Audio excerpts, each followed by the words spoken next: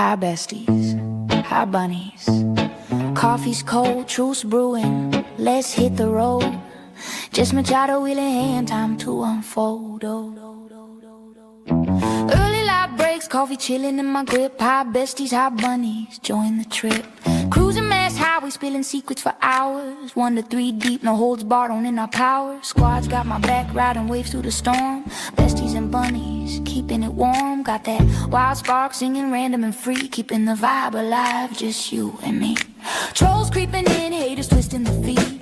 Weak shots flying, but they can't plant the seed. Jabbing in my style, my fire, my rise. Obsessed in the shadows, watching with jealous eyes. Drama stirrers calling drift, but facts don't lie. While y'all view my lights touching the sky. Reddit ghosts lurking, basement critique so low. Keep throwing shade, watch this bunny glow. Meow, meow, meow, meow, meow, meow, meow. Hey. Meow, meow, meow, meow, feel it now. Bunny. Just Machado show, chasing down the real. Besties and bunnies got that unbreakable seal. Meow, meow, meow, meow, trolls fade away. Truth in the air, lighting up the day.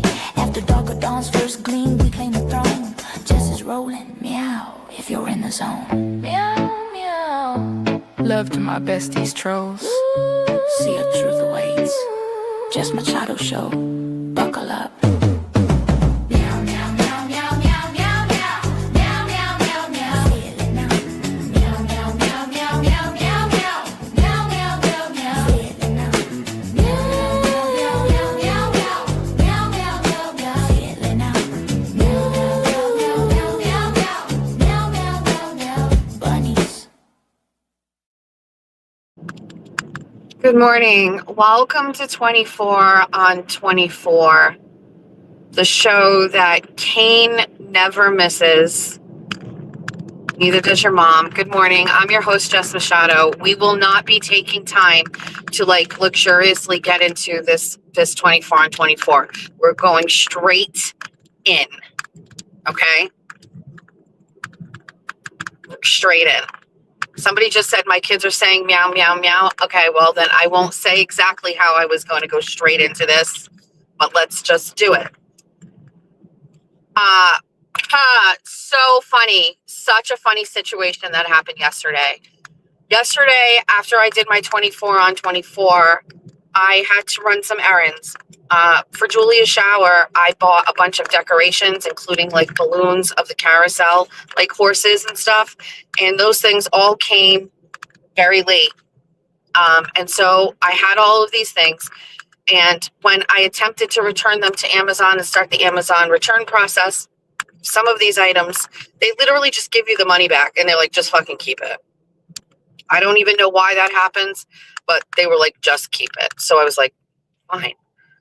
I don't want them. So I put them all together in a box and I brought them over to the carousel.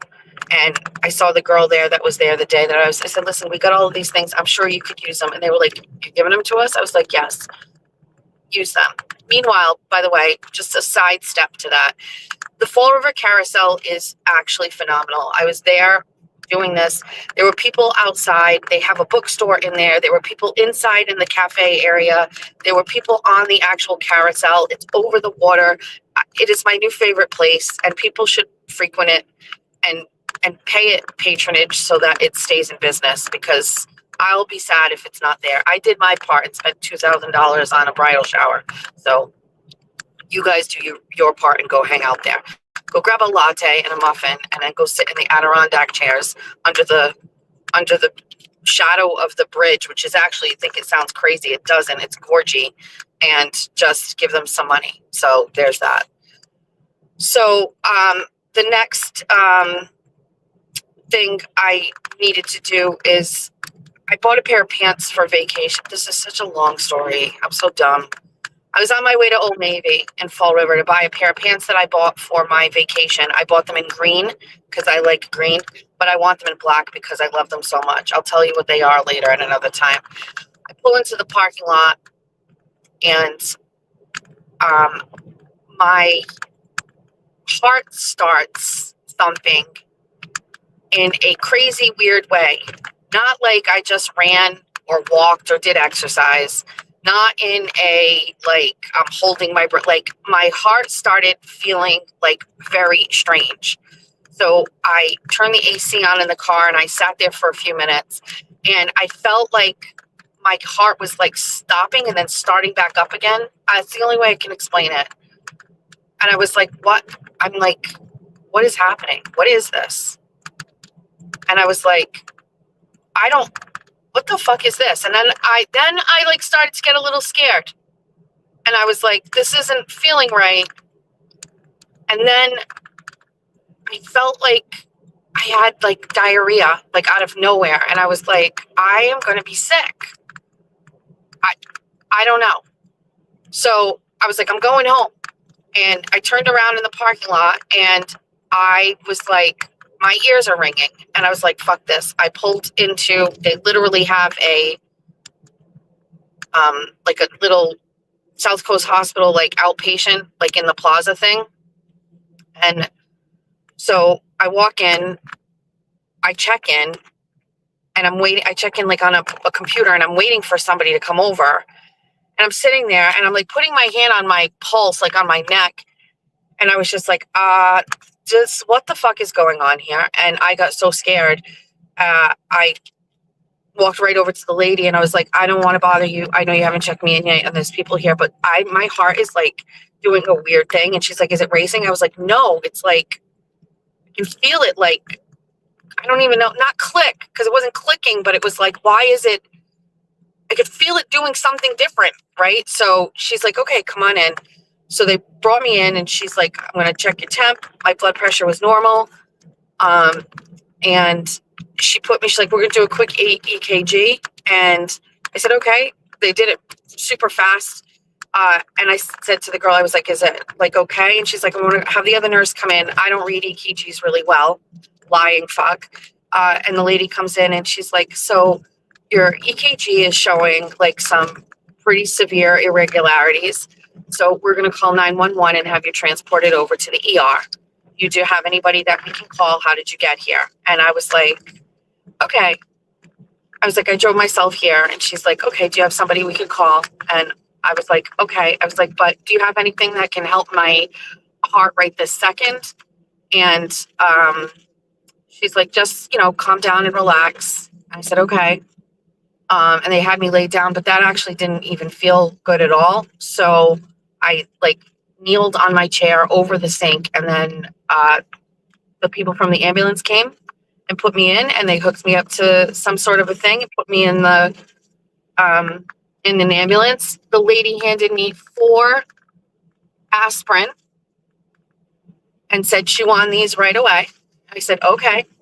They were training some guy, and they told him to put an IV on me, and he was so nervous.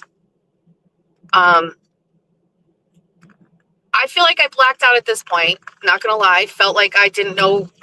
There's a little space of time there where I was like, I don't know, but I was at the hospital.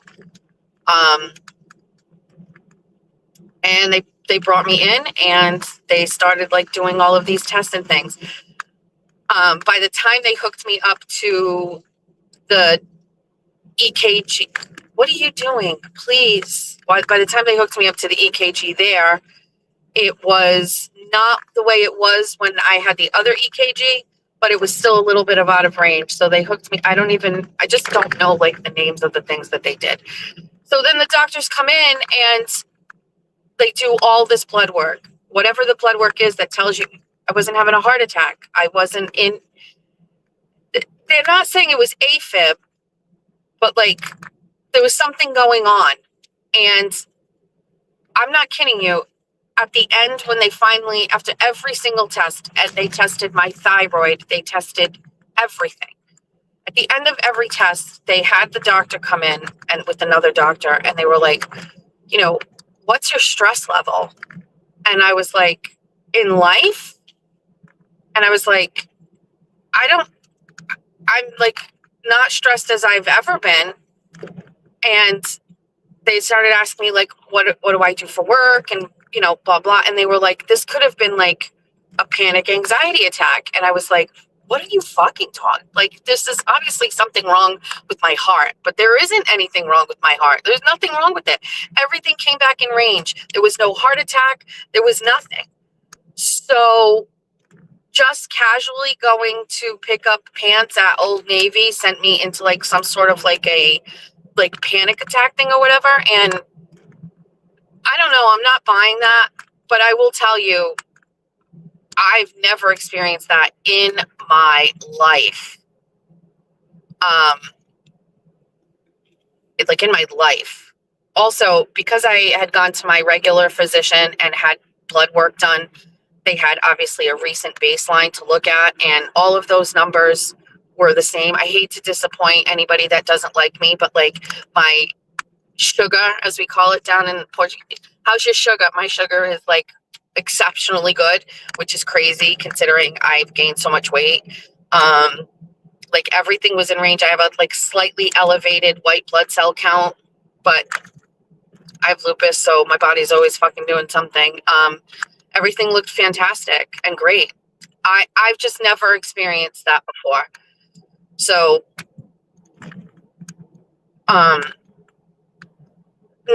unfortunately, also, I was at the hospital for 8 hours yesterday, and you know, I'm not going to get into it because I just don't have it in me to fight that. But like when I am at the hospital and I am there for a health reason, like I think a base level of comfort should be available. And it's just, there's no comfort there. It's long wait times. You know, I was in a room, which, you know, I'm grateful for because I know people weren't in rooms.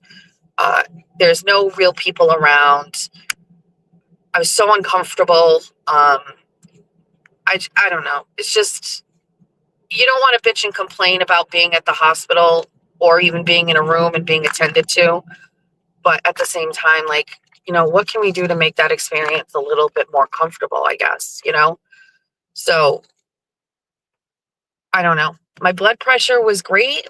Everything was great. But that EKG when they first got me was like, I have it. I don't know. I'll have to go online and Google what normal EKGs look like. But this one was pretty crazy. The lines are all over the place. So, I have a follow-up appointment with my doctor on Monday. And then from there, I guess a cardiologist just to do a check. But they did every test under the sun yesterday or whatever. So, so then first of all, props to me. I managed to keep this whole thing from my family throughout the whole day, except for Jeff and Mima. Jack, Georgia, and Julia didn't know because I just know how they are. You know what I mean? So, you know, I had to have my mother go pick up Georgia, but I just said that I got caught up doing something else, whatever. Put that all aside. I came home and I told everybody what was going on. And, you know, pretty interesting moment with Jack and Georgia where I got to the point where I said the doctors were asking me about like stress level and like what I do. And Jack and Georgia scoffed at me and they were like, I was not drinking any Dunkin' Energy yesterday. I hadn't had a chance to get to it yet.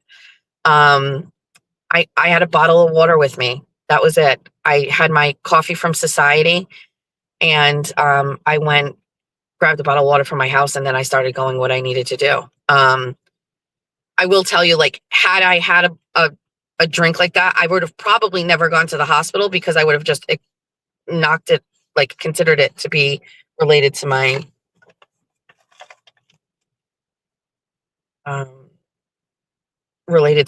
energy drink, but I didn't have one. I had my regular coffee that morning and it was like, I don't know, 3 hours later, I guess, 2 hours later. I've had like a Red Bull. So if I ever drink a Red Bull, I drink it like over the course of hours. I've had a Red Bull one time. Jeff and I were going out. This is like maybe four years ago or so. And it made my heart race so fast. Like I remember saying, oh, I just want to sit at home. It wasn't like that. It was like my heart started and stopped. It was so crazy. And then I just wasn't feeling well. Oh shoot. Hold on. I did something wrong. I hit that I wanted to record and I don't want to record. I just want to turn off beeping. So,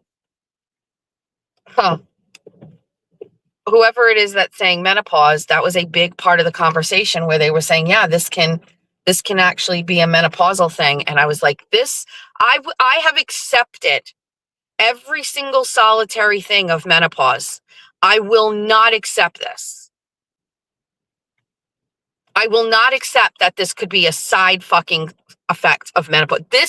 That is unbelievably scary. That is, and they did bring that up. They did talk about that.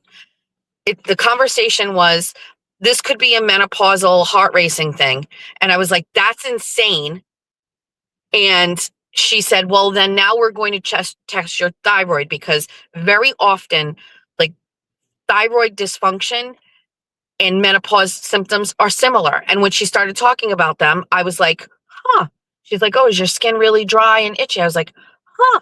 I was like, okay. And listen, I'll get to it in a minute when I say I texted Titi, but I was like, okay. And then I started asking, what's thyroid? What happens if you have a thyroid that's not working? You can take medication. There's things you can do. And I was like, can you imagine if all of these symptoms that I've thought are menopause are actually related to my thyroid and I can fix it? I was so hopeful that I was going to go right back to being like my vibrant self. And then they came back and they said that my thyroid was perfect. Perfect was the word that they used. So way to go, champ. My thyroid's doing its job, but I kind of wish that maybe it hadn't been, so it would explain this. If this is indeed simply a menopause thing, I'm going to be honest with you, that is extremely depressing. And it's very sad that just because you're a female, like, this happens to you. It's very sad. Don't we already have to deal with periods? And, like, it's so unfair.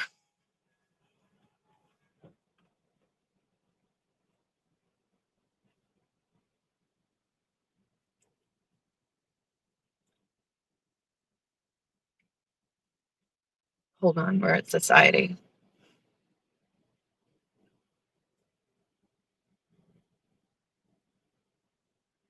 Anyway, Jack and Georgia scoffed at me and were like, oh, you live a relaxing life?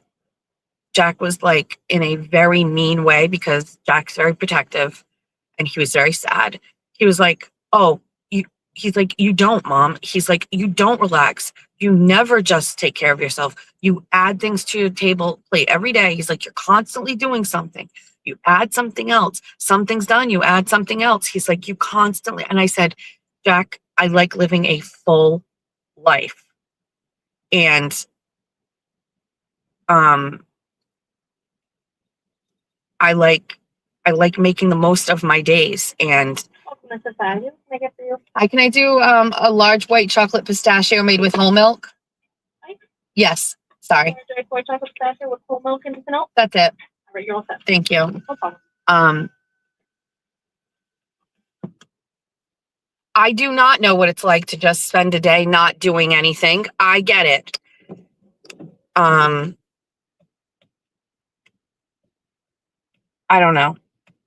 So I said, I was like, oh, I'm going to slow down. And George was like, right.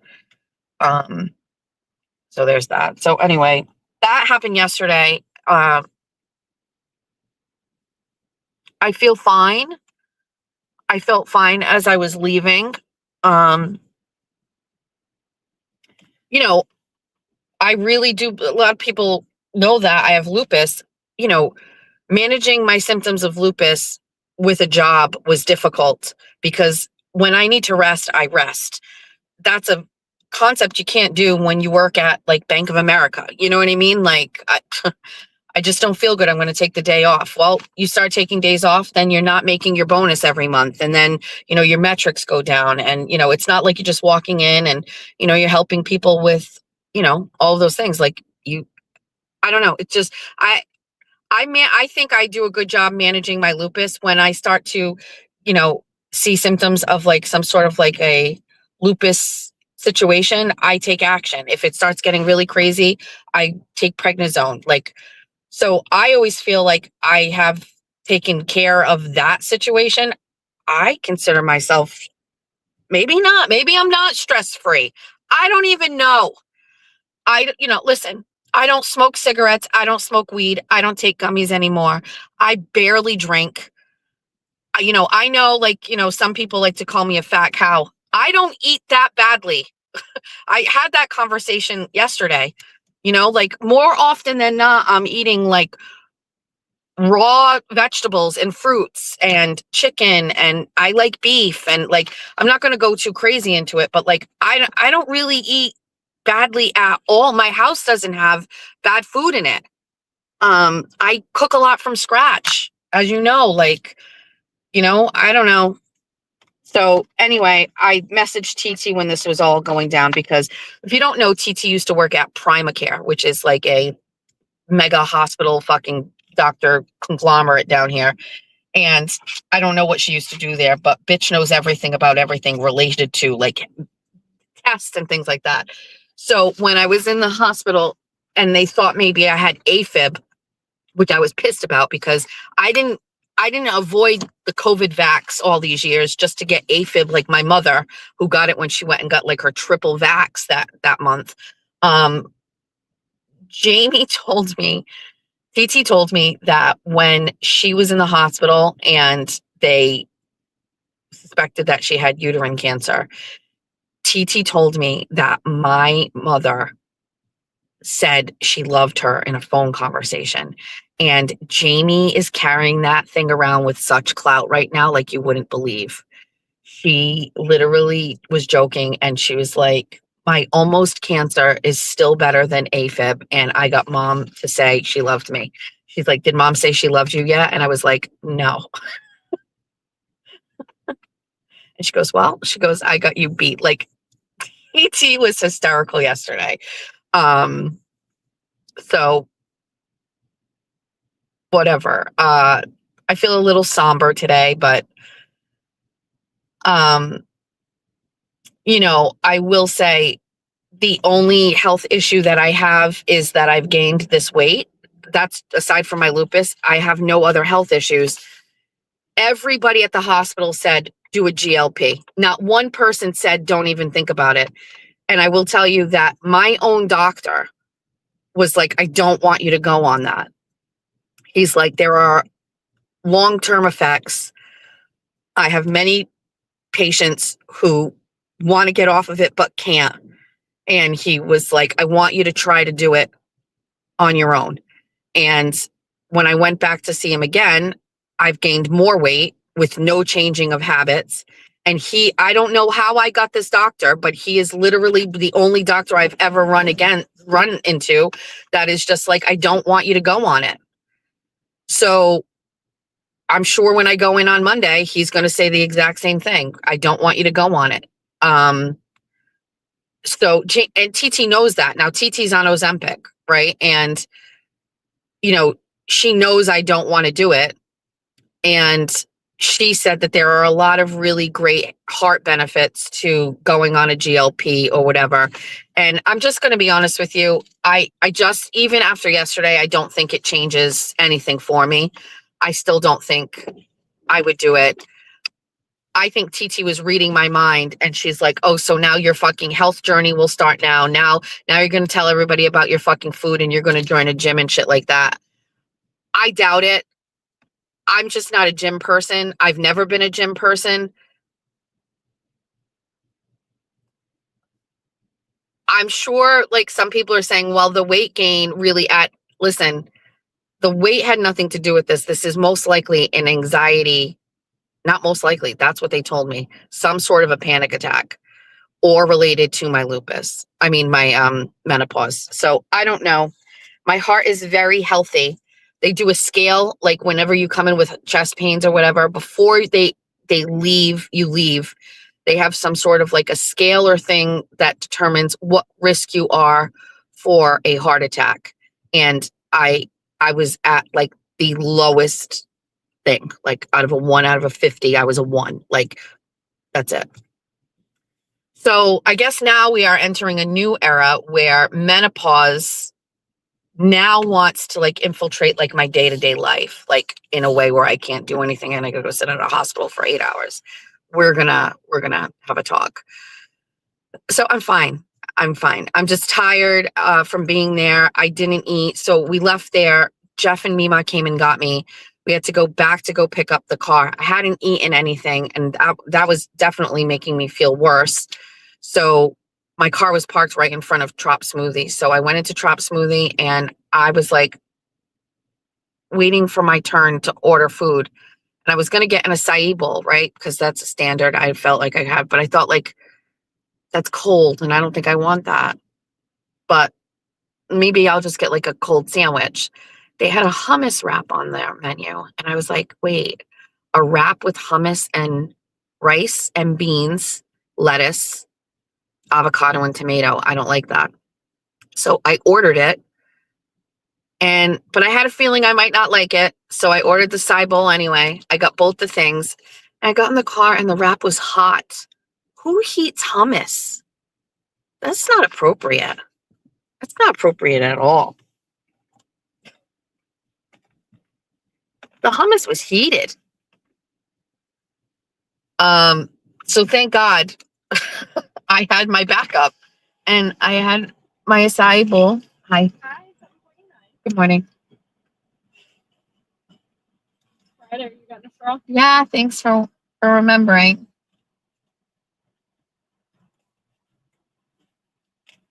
Have a great day. Thanks, you too. Thank you. She said it's Friday. Are you getting a straw?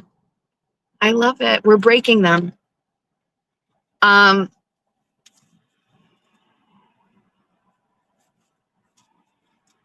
I had a EKG, and they did a chest x-ray.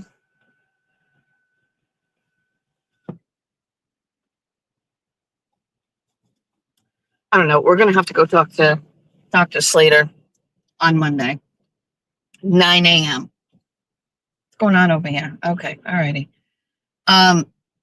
Thank you. So that's that. That was yesterday. Oh, so I had my food, came home, talked to Jack and Georgia and Julia on the phone. And I went to bed. It's weird. My dogs know. I went to bed and both my dogs were on my bed. When Jeff came to bed, he tried to get them off and they wouldn't get off. He had to like yell at them. And then I said, maybe you could sleep on the couch. Jeff sleeps on the couch a lot. I was like, maybe you can sleep on the couch. I just want to be really comfortable. And he was like, okay. And I slept with my puppertinos, and I was out for the count. I woke up when Georgia woke me up this morning at 5:45, and I reset my alarm to wake up at 7, and that's it. So as you can imagine, I'm going to just bed rot today. I actually do have a couple things I need to do, but whatever. So let's get into it. Yesterday, Karen Reed and Aidan Carney were served a civil lawsuit from Colin, Higgins, Jen, Brian, right? Saying there was a big conspiracy to do something that's not illegal, which is to talk about people. I will admit, I learned about this after I was done with tests. I was waiting, just waiting around, and I pulled out my phone. I saw 2,500 pages, and I went, fuck. I was like, fuck. And then I was like, even if I wanted to read it, I can't read it because my phone's not going to be able to do that. So I'm going to have to wait until I get a laptop in front of me. And then shortly thereafter, we learned that it was scanned in 50 times. Fucking morons. Listen, I've never heard of anything like this. Good luck. Thoughts and prayers. Good luck. And if I were inside a house where a guy was murdered, I would also go on a press tour via the courts to clear my name, or try to. Fun fact, a jury determined that John O'Keefe wasn't hit by a car So I don't know how people can assert things that have been proven true or proven untrue. I don't really get it. I'm not really sure. I will dive and delve into this, but you know, this is wild to me. More than ever, the announcement of this lawsuit made me say, maybe it's time we start really figuring out who fucking killed John. Because that particular investigation never really happened. And it's been something nobody's been thinking about because the focus has been on freeing Karen. But maybe it's time we start getting our hands dirty and trying to figure out what the fuck really happened. Right?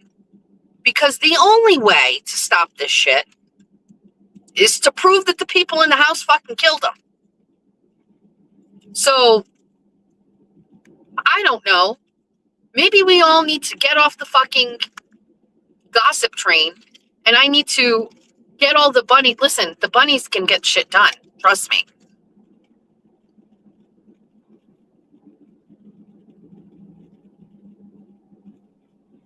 "50 pages. 50 pages. The fucking affidavit for fucking the restraining order was more than 50 pages. 2,500 pages made me kind of worried. 50 pages? No, I'm pretty sure no, we're fine. Why did they move it to Plymouth? Why? I would wish they had moved it to Bristol County. Front row seat.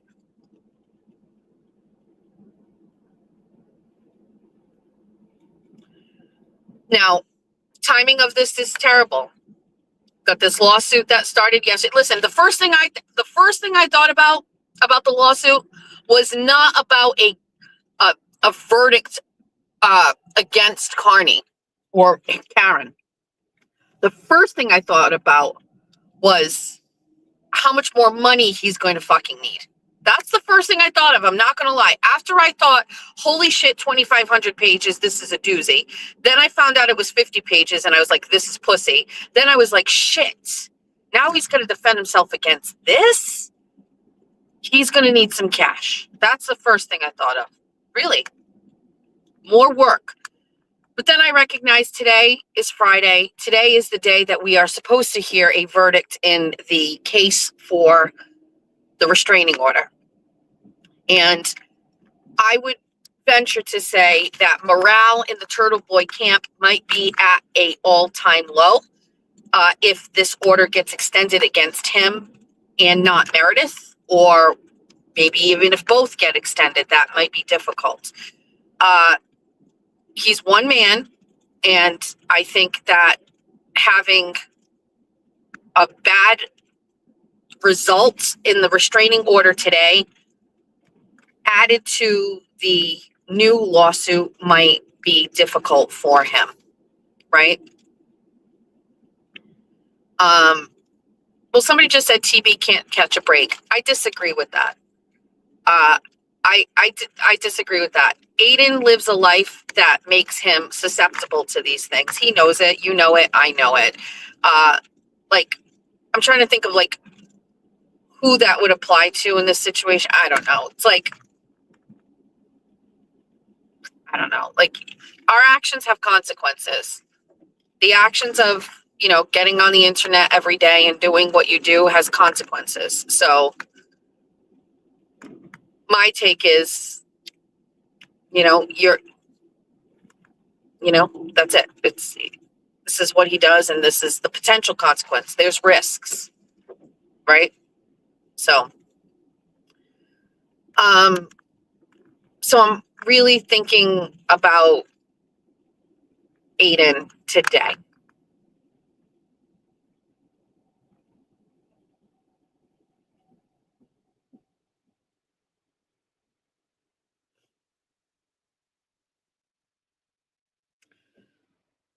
As far as not catching a break goes, listen, he'll be the first one to tell you. Courtney and Tina told him all about Meredith, and he didn't listen. Didn't listen.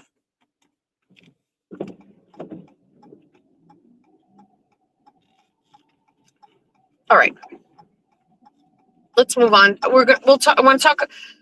Let me say this first, and then I'll come back to the Aiden thing because there's that.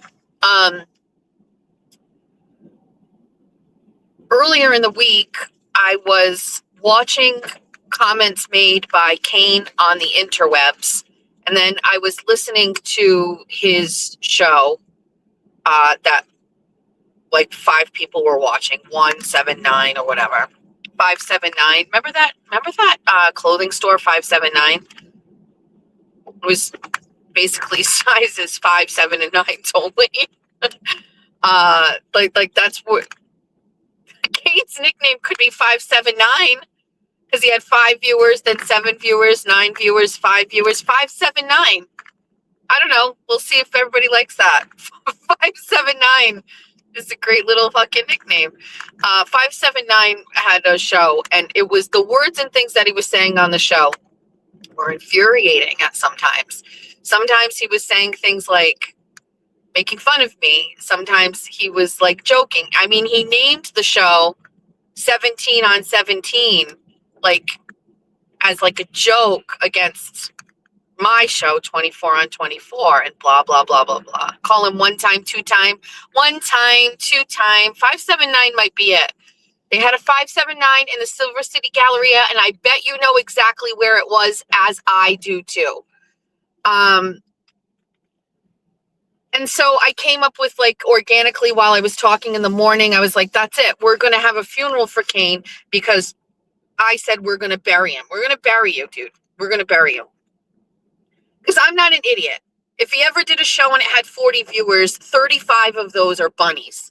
You know it and I know it. So I was like, we're going to bury you. You're done. Fuck you. You're never going to you're going to be off the internet. And he's like, I'm never getting off the internet. It was like metaphorically, Kane. I didn't mean like I could actually physically remove you from the internet, you fucking moron. What I meant was that, like, you're going to be literally talking to yourself on your shows. Like, there's nobody else listening or watching. I haven't even tried, and that already has come to fruition. I didn't do anything yet. I just talked 1 time, 2 times about it, and you were down to 1 fucking viewer. Okay, 579, so shut it. I didn't mean I was going to get you off the internet. Can you imagine this guy, like, defiantly being like, you're never going to stop? No shit, Kane. I can't change mental retardation. I can't change your fucking, like, DNA where you think it's okay to just perpetually keep going live on the fucking internet. I can't change that. What I meant was, like, you're not going to get any of my fucking views again. You're not going to get my fucking besties watching again. Like, doubling down on it. It's like, you can't stop me. I know that, Kane. Believe me. I'm fully aware. So then I was like, we're going to have a funeral for him. Oh my God, so funny. I can see this. I'm going to wear a lace fucking veil. Somebody sends me a lace fucking kerchief veil. Then we're going to write an obituary. We got people who hate him that stepped up and were like, we want to be fucking pallbearers. All this shit like that. It's fan-fucking-tastic. And then I listened to his show. And he's like, I'm so excited. I can't wait. I'll be watching. Blah, blah, blah, blah, blah. And the way that he was, like, giddy about it, the way that he was, like, oddly thrilled that I was going to do a funeral show about him, I was like, wait, his life is so pathetic and sad that...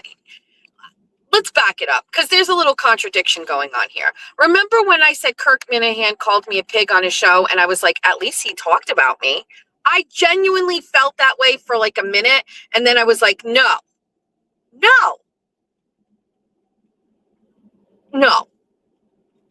Fuck you, Kirk. Like, that's not nice. I didn't do anything to you. I loved you. I adored you. Like, what do you mean? It's not okay. And then, you know, some of the guys would be like, that's Kirk's love language. Well, he probably still gets a pass with that. Listen, I have no issue with Kirk Minahan. None whatsoever. I think Kirk is hot. It's a weird thing. I don't know what else to say. Somebody said, like, he was on his show yesterday. He did a show yesterday or the day before and was like, he looks like he has cancer. And I was like, I don't know. I think he's looking good. Especially he's going to get a little bit of a tan coming up. That's my favorite Kirk season, when he's got a tan. So put that all aside. We can't have a funeral for Kane. We can't. We cannot give him that. We can't give him any of it. As much as we had a whole thing planned. Funeral lady left rosary beads in my mailbox. We have an urn. We have an actual obituary. I made a candle on my merch site that says, "In the memory of Kane's Corner."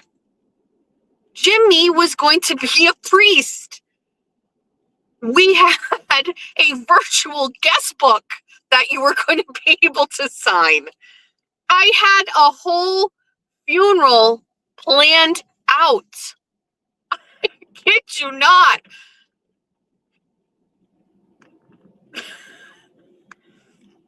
The candle's not up. It was waiting. I was going to launch it like during the funeral because that's so on brand for me. We can't do it. We can't give him any of this. Really, the only thing we can do is exactly what we just did. We give him a sad nickname, and we never talk about him again unless it's like, a swift thing. We give him no attention. Somebody, I saw it scrolled up, it said Kane has a humiliation kink. I'm not really sure, but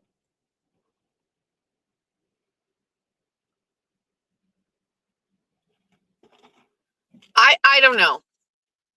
You guys want me to do it? I thought about coming on and then starting the show and saying thank you to everybody who came to Kane's funeral yesterday. And he would be devastated. I'm not sure. I have to figure it out.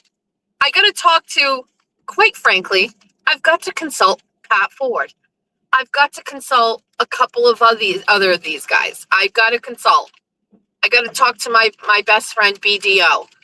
I know you guys don't know who some of these people are. I was going to tell you guys about it yesterday, but I know you guys don't like the Minifan situations and stuff. You guys don't get it. So I pick and choose. I'm not going to share anything, but also I will share things I do, right? You want to know what I'm doing, like my life and things like that. What day is today? Today's Friday. Wednesday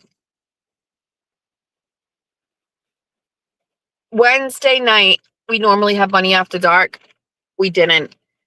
One of the Minifan guys was doing a Spaces. Now, you know how I feel about Spaces, right? It gets chaotic and crazy. You guys all know the sparkly rabbit Spaces, things like that.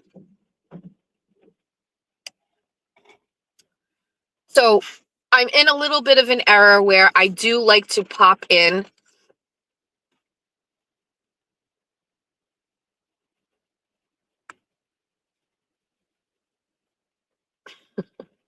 I like to pop into Spaces. I like to see the dynamic of when Sparkly Rabbit was doing Spaces and all those things. I like to see, you know what I mean? I'm not going to lie.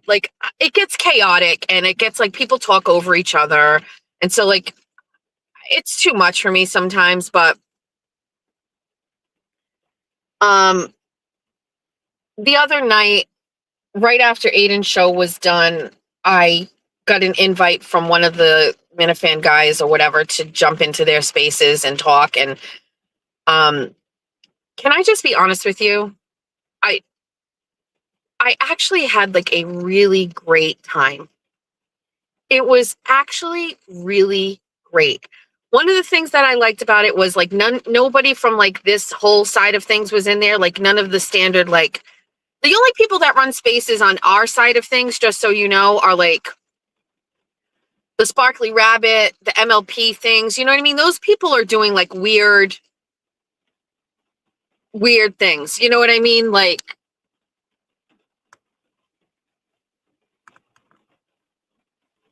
Nicola has been following me for a very long time. I remember her being one of the people from the very, very start of my show. And I know that she lives somewhere out of the country. I And so I always valued her like feedback. So I'll answer your question. Did you ever really like Kane or Cyberchick? People listened and gave them a chance. So I don't think you have to actually really like somebody to give them a chance. I think that's what you're supposed to do, is see how you feel and kind of like figure it out. There'd be no way that like from one interaction or two, I could make a decision about somebody that I have affiliated with my channel. For me, and I've talked about this and I don't want to get too deep into it, you know, I felt disciplined that I was allowing people like Cyberchick and Kane, who were different than me, who wanted and seemed sincere and genuine to try to make a go of channels. And I felt kind. I'm a kind person, aside from when I shit talk people that come at me. I wanted to help them. I felt sympathetic isn't the right word, but like Cyberchick came to me and was like, I want to be a mod because it'll get me visibility for my channel. I'm not saying that was flattering, but I was like, okay, well, I can help you by doing nothing. I can help you by just letting you be a mod on my channel, and you're telling me that helps you and your channel. Okay. I'm okay with that. Sure. I also would encourage people to go there to give it a try. Now, clip it if you want to, but did I know from the get that I am a better entertainer than Cyberchick? Yeah. Did I know from the get that I have a better show than Kane? Yeah. What do you think? Of course. But I said it before and I'll say it again. There's a house for everyone, like there's a show for everyone. There's an audience for everybody. There are people out there that talk about the most ridiculous things that have no interest to me, and they have followings. They have people that follow them. They have an audience. So my take is, I'm not here to judge your content. I'm not here to judge what you choose to talk about or the subject matter or whatever. My thing was, I have a platform that I built myself, and I was very happy to share that platform and help others try. That's it. There was no benefit to me for Kane getting views. There was no benefit for Cyberchick for me getting views. It was literally me just being fucking nice. I won't ever fucking do it again. Ever do it again. That's why Pat Ford makes sense to me as a mod, because he don't fucking need shit from me. And of course, I have like my childhood friends in here. Lauren and Jen and Funeral Lady are here. True Crime Girl is a mod in here, and I don't know her from a hole in the wall. I don't know her. I don't know anything about her. But she's a good mod who has caused me no grief and no problems, and she does a good job. But people who want shows, no, I'm all set.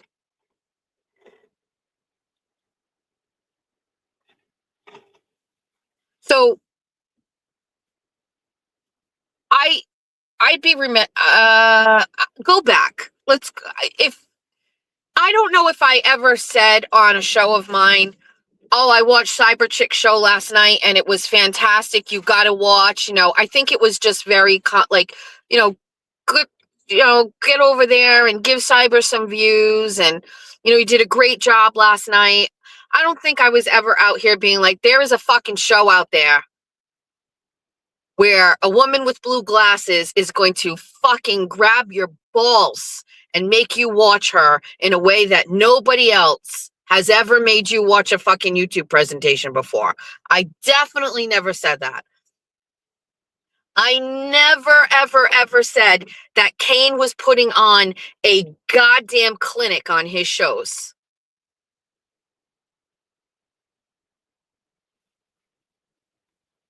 I was encouraging my supporters to go and watch these shows and give them views. And I will never, ever make that suggestion to my people again.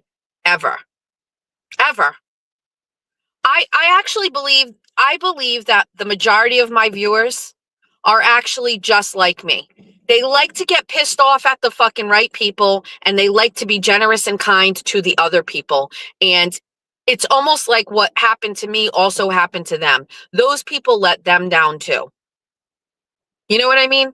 I don't need to get into it, but like I'm not going back to it because the Paul Purple thing is over for me. Like there's no beef there whatsoever. But like I got a lot of fucking messages about from people that were just like, I 100% get where you're going with this. So my situation and how I feel about these two people, listen, I figured this out. It took me a long time to figure it out, but there is really no benefit to me assisting or helping anybody. It doesn't benefit me in any way. It actually can hurt me. Cyber Chick fucked with my head, and Kane made me mad. And there's no reason for it. Aiden doesn't do this. Aiden doesn't fucking take people under his wing and mentor people. He's learned, or maybe he knew, and Jimmy doesn't either. So, you know, you don't see Nurse Kim doing it. And like, there's this thing I've done twice now where it's like I've taken people who really want to do things and step up, and I'm like helping them and supporting it. And it's stupid, and there's no fucking reason for it. And so, like, no fucking more. I'm done.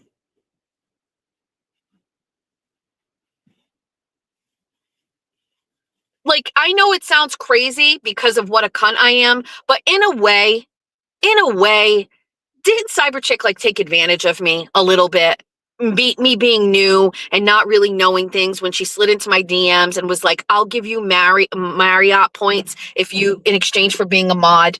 Didn't she really fucking kind of like take advantage of me?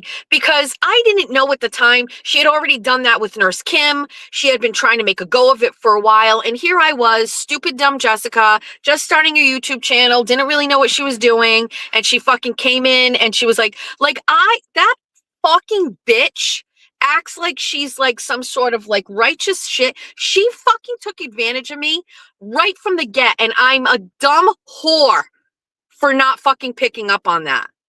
Dumb. And now I look back at what Menners did, right? Here I was like, you know, listen, I get people don't care. I like the fucking KMS shit. I like Kirk. That's it. Put that aside. It's like my thing. You know, I reached out to Menners because I saw these guys going, Kirk canceled his show. There are guys that do shows just based on Kirk's show. So Kirk would do a show, and then they would do a show talking about Kirk's show, okay? They're that big of a fan group, right? By the way, where's mine? Where's my fucking show where people fucking talk about my show? Where are my fucking bitches at? Go start a fucking network and fucking do that. I'm fucking great. I know somebody in my class that I did the other day could start one of those. I'm being facetious. Don't do it. Also, go ahead, do it. And they're all kind of lost, right? They're all like, oh shit, Kirk's done. Now our shows, this is how it started. All their shows that they did to talk about Kirk were done. Like they what are they going to talk about? What are they going to watch old episodes and shit? So I fucking inbox Menners and I go, hey Menners, I'm available. If you need me to jump on somebody's show, I can talk about anything. And I can tell you, I know what I'm good at. I'm good at fucking talking. And I can talk to anybody about anything. So I just being a fucking nice girl. I know that doesn't equate in people's minds, but I am nice. I was like, I'm here. If you guys need me, throw me on a show. They have nothing to talk about. We can talk about it. I figured Karen Reed, shit, whatever. And what does Menners do? instead of pairing me with himself, right, for whatever reason, he throws me scraps and he pairs me with the biggest loser on the fucking network, Kane. And I don't know if I look at it the same way now, but like, Menners knew what he was doing. They have great shows on the KMS network, right? They have great shows. I mean, they're not getting the views that I'm getting, obviously. They're not getting the views that we all get. But they get some moderate views. Not even. Menners had the best show with views. Menners didn't ask me to come on his show. He threw me down to the fucking bowels of hell and paired me up with Kane. And what did I do? I was like, oh, I am going to make this the best I can. I'm going to overachieve with this. You're pairing me with Kane. I went on Kane's show and I was amazing. I did not even great. I was fantastic. I was funny. It was great. I helped Kane through the interview. Like, I'm not going to come on there and suck. I went on and I was like, great. And then Kane got the views. And then I was like, okay, you know what? Let me have you come on my show too. Let me introduce you to everybody else. Being nice. And then what happened?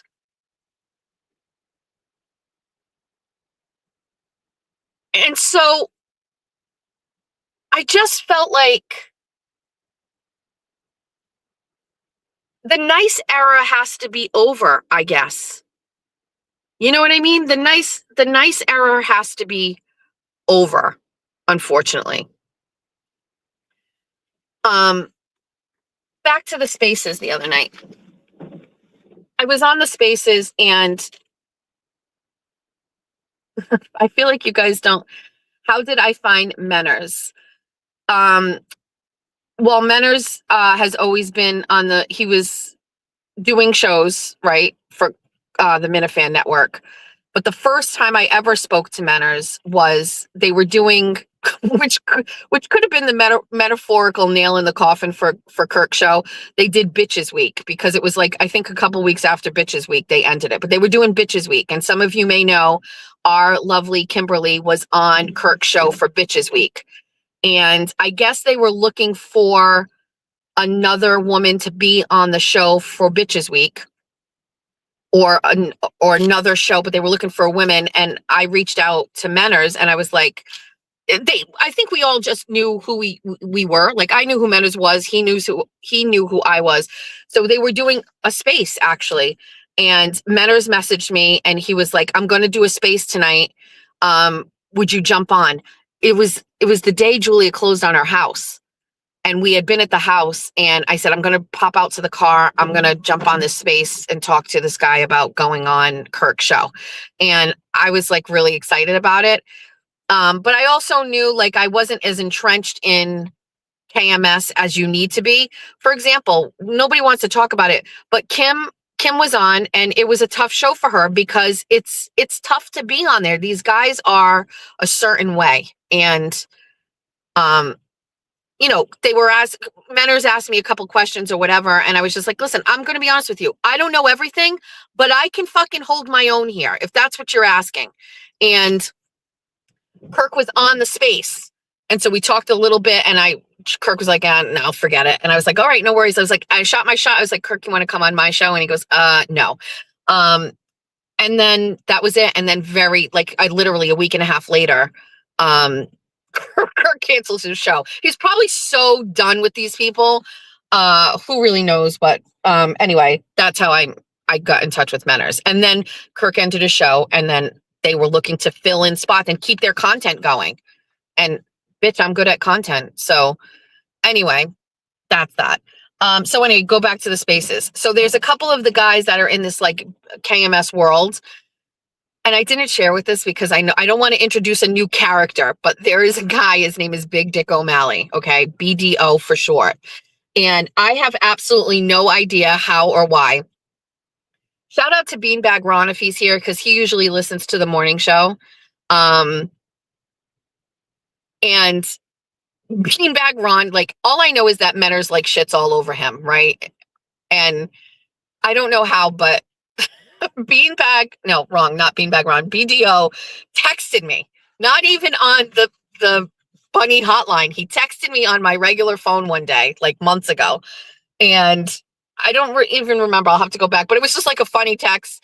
So every once in a while, like he'll text me and I'll text him. It's funny. I didn't really know much about him, but lately he's been ramped up with the texting because some of the people in that arena, they all fight with each other. It's so fun. They all fight. They have beefs with each other. And so he fucking called me at like 12 o'clock in the morning one night, and I was up in my office and I answered the phone, and he's probably had a couple drinks, but he was so funny. He was absolutely hysterical. And so we just shot the shit. And then like one day during the Masters, I texted him. I was like, what's going on? And he's like, oh, I'm on my way to Fathoms. And I was like, oh, he's down in our hood. I think he's just a funny guy. He doesn't cause me any drama. And he's kind of like got beef with some of these people. So I like to like pay attention to it. They had me on a space the other night, not this one, the other one. And I was just thinking of something funny to say. And I was like, so is it just me or do all of you get phone calls from BDO at 12 a.m.? And apparently everybody is making so much fun of him because he like called me. He called me the other day at 4 a.m., which he claims is a butt dial. You all know how we all feel about that. I don't think there's any. I was like, sir, are you just going to bed at 4 a.m. or are you waking up? Like, where are we at in your time, your sleep cycle? So anyway, I was on that one space, but the other night, Wednesday night, I listened and I was just listening to all of these characters all talk to each other and interact with each other. And I would say that this space was less chaotic than the Sparkly Rabbit spaces. Those get so crazy. It's like screeching. These guys, some of the guys were like having beef with each other, but I just think it was so funny. And by the way, these guys, the ladies will say like mean shit to each other. Like, I don't know, like you know how it goes in a Sparkly space, or I don't even know if she's doing them anymore, but you know how like they all start yelling at you. Like I jumped in on one time and they were all screaming so much, and it's like, but they don't scream insults. They just are like, well, you did this and you did that or whatever. On the other side with these guys, they fucking are like, I'm gonna put a bullet in your fucking head. Like they're just savages. And I think the difference between the two is just so funny. And it's I don't know, it's just hysterical. Anyway, I understand Sparkly has changed. We won Sparkly over. I can't believe it. Did somebody send me a message the other day, or maybe, I don't know, but was Sparkly talking about sex or blowjobs or something the other day? Am I crazy? Did I hear that? I saw a video of Sparkly dancing. She's on YouTube, and it was so funny. And listen, she had already won me over. She sent me a fucking Venmo that one time, and she was just like, I get you. And I was like, okay, all right. I'm not out here to elevate anybody's fucking channel. Absolutely not. It's each man for themselves out here. But I hate to say Team Sparkly because I carry grudges because she wasn't nice to me in the beginning, but whatever. I'll keep at a distance. What was I just going to say? What's that song? What is that song by Bette Midler?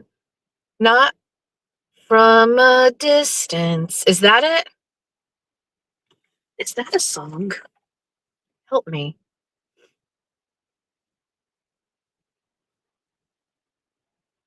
Oh, God forbid you say what you think about I'm thinking from a distance, but it's automatically going from this moment. I have been blessed. I live only in your happiness. From this moment on.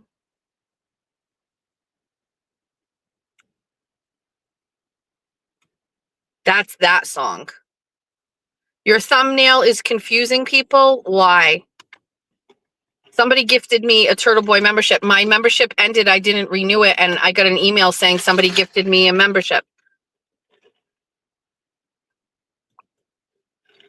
I have to look. From a Distance is a song by Bette Midler. Let's get the lyrics to that so we can figure that.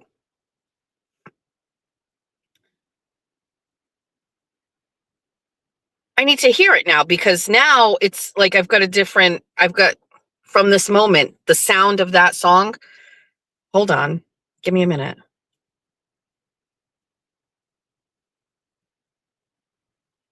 Hold on.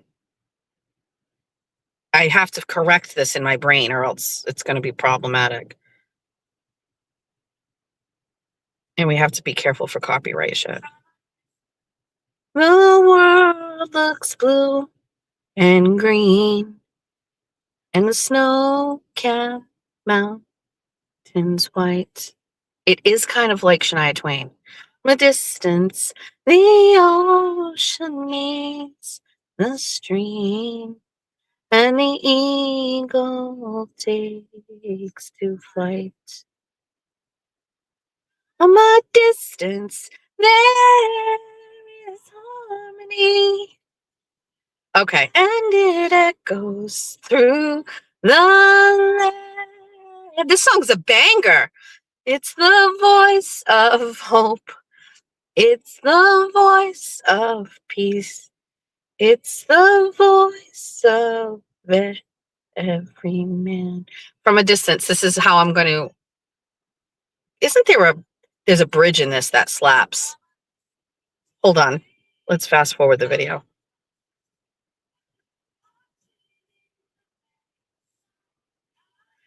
God is watching us. God is watching us. God is watching us from a distance. I knew it. I knew there was a bridge. Perfect. Great. Now let's toggle over to Shania Twain from this moment. These songs are similar. Yeah, these are similar. One right beside you is where I belong. From this moment on. Listen, Shania Twain's album, what's the one with her in the red? I was like 19 and I was 19. I don't even think I was 20 yet. Let's see. Shania Twain album.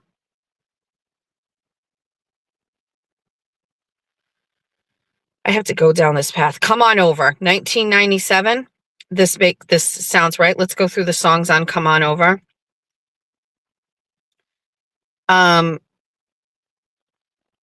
This album was the CD that was in my BMW, in my compact CD, like Walkman, that I had connected to the car with the tape that went into the tape deck, but plugged into the thing. And I listened to this album and the Dave Matthews Band Before These Crowded Streets album pretty much on nonstop, like 24/7 in the summer of 1997 or 1998. All right. Here are the songs from this. If this isn't you, I'm very sorry, but I also know my demographic and the majority of you will probably align with this. This song, love gets me every time, my heart changed my mind. Gone and done it. Gone and done it. That song. Don't be stupid. Don't be stupid. You know I love you. Don't be stupid. There's that one. You're still the one I run to. Then this one, from this moment. When? I don't know what that. Honey, I'm home and I had a hard day. Pour me a cold one and oh, by the way, rub my feet. Give me something to eat. fix me up my favorite tree, honey, I'm home. I mean, that's such a great song. That don't impress me much. That don't impress me much. That one. Man, I Feel Like a Woman, my fucking anthem. Anytime, if there was a goddamn bar playing karaoke in 1998, I was singing this fucking song. I'm telling you. You've Got a Way. You've got a way with words. What a song. Come On Over. That's not, I was thinking about that, but that's not the Christina Aguilera one. Hold on. Rock This Country was stupid. That one's dumb. I'm holding on to Love to Save My Life. Oh my God, I love this song. Why have I not thought about this? Play it. Where do I get it? Holding on to Love to Save My Life. Wait, what a great song.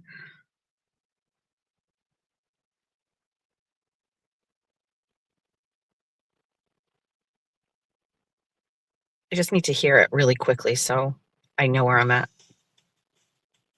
Hold on. Kick it.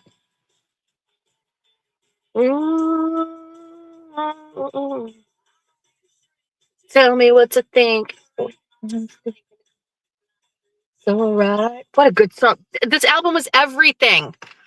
Everything. I maintain that every YouTube presentation I do, whether it's 24 on 24, Bunny After Dark, the old Jess Machado shows, I maintain that every single one of these shows could be elevated to the next level if I was not copyright restricted. One of the best parts about being on the actual radio at WBSM was I would handpick every single song that led me to a commercial and came like bumpers that came me back from the commercial. That changed everything. How I feel, it's actually almost like deceptive that you guys think that I can actually do all of these shows without music. It is definitely holding me back in ways that I can't explain. We don't talk about music enough. And I don't want to be dumb, I don't want to sound stupid, but it's a big missing part of what I do here. And there's just no way around it. You know what I mean? There isn't a way around it. In a way, I am uniquely jealous of JFK. He just lives on memberships and he doesn't get monetized, so he can play whatever he wants. And I really, really, really, really, really, really, really, really wish that I could have music as a part of this. It sucks. There were so many singles on that album. So many. Did somebody just say Kissed by a Rose? Wait. I just saw a comment. I got to go back to it. Where is it? Help. Go back to it. Oh, 1998, Jeff Buckley, Karaoke, No Scrubs, and that one-hit wonder from the New Radicals. Oh, that song that I used to play on every fucking one of my shows.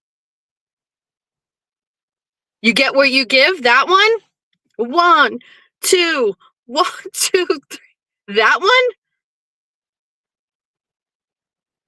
I used to play that on WBSM all the time. That one. We can't even play it because we'll get in trouble. That one.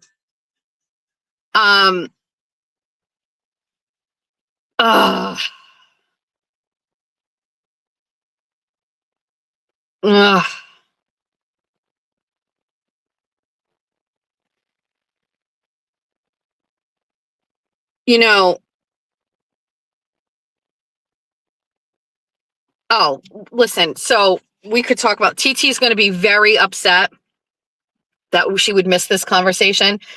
Back at that time in the late 90s, before I had kids, in this area, it's weird. We can't really do a lot. We can't go too deep into this, but this was, let's lay the scenario out.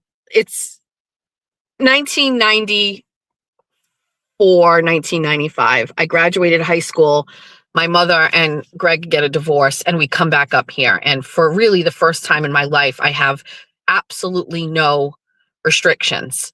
And so Titi and I, obviously we're twins, we're the same age. And if you have been like abused and living in a house like that, when you are no longer in that situation, it can go, I think there's many ways it could go, but in our situation, it went one of two ways. Okay. I was almost like a little bit of a caged animal. I would step out a little bit and then go back in. I didn't really, I don't know. That's the best way I could explain it. Or you could be like Titi, where you went absolutely fucking nuts. And TT was that person. Now, if you knew TT and I at the time, I guess you can't make assumptions, but you would think it would be me that would have been the one to start going nuts and crazy and doing all of the things. But it ultimately ended up being TT. I was boy crazy, but I couldn't date. I was TT was like not an ugly in her ugly duckling era at the time, but TT was like very tall, very skinny. She had big glasses, she had acne. Like TT was not the person that I think people thought would have like gone down the path of what she did. Where and listen, I'm saying this because like once we left that house, we came into our own. Okay. TT literally changed completely. But at the time when you don't have, a support system at home to make you look your best or to, get what you need, you know what I mean?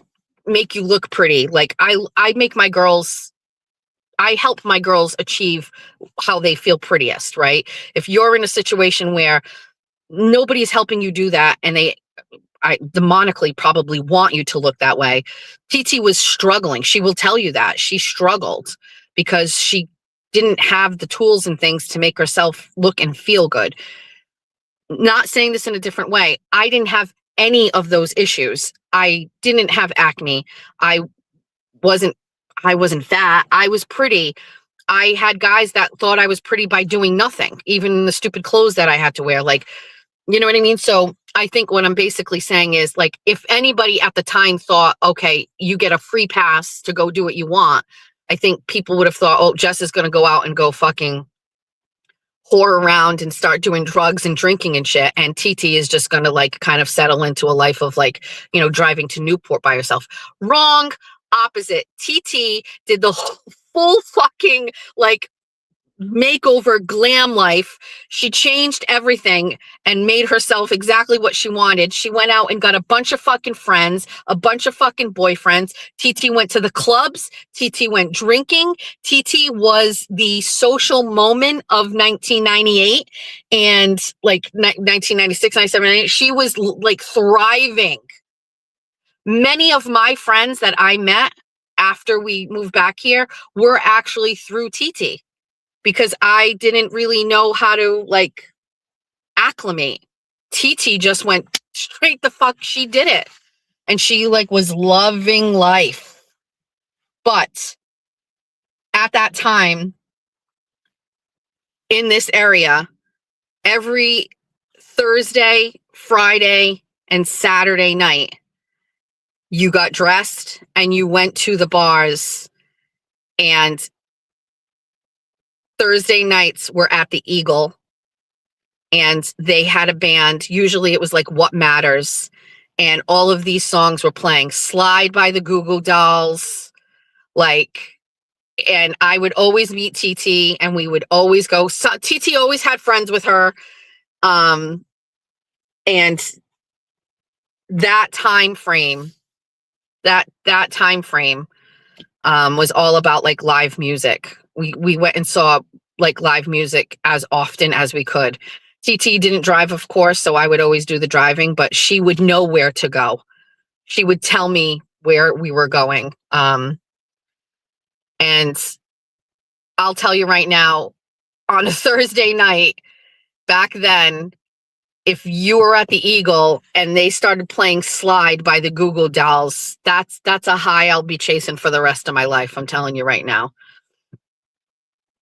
Did you say Nan tweeted about me 40 minutes ago? Me? Nan? Nan is back and she's tweeting about me? Nanthrax is back? I haven't even thought about that woman. Now what? What did I do? What did I say? Good morning, Nan. I guess I should say. Is it nice things or bad things? She called me an idiot. Can you imagine? I'm just over here living my fucking post-hospital life. Why am I an idiot now? What did I check my phone? Did you send it to this phone or did you send it to the Nanaconda? I love that. Send it to the 401, or maybe you did. Hold on. Why?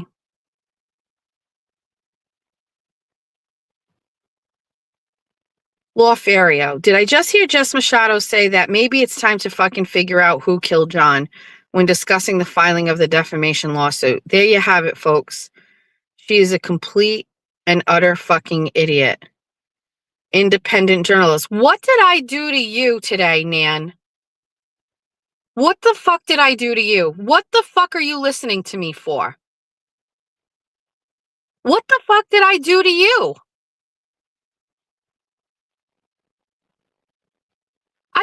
Has anybody, I'm asking a question for those in the back. Has anybody ever seen me listen to a show and like hate tweet about it?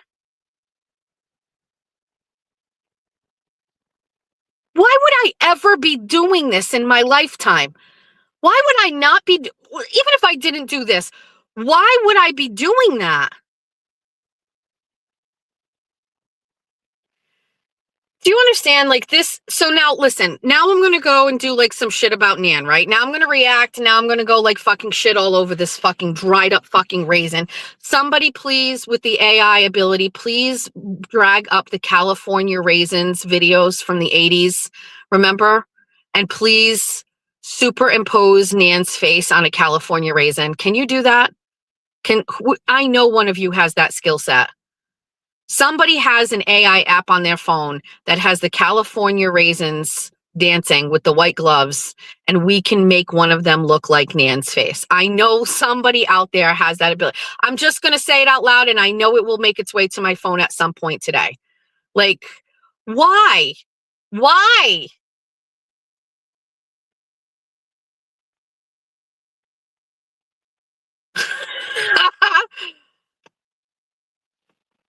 Nan is trying to trap me to say, what did I do? So, okay, listen, if Nan's trying to trap me into getting an RO against me, okay, so I'm just going to call Nan exactly what she called me. A complete and utter fucking idiot. Nan is a completely and utter fucking idiot. Will that get me will that get an RO against me? If I just repeat the words that she said?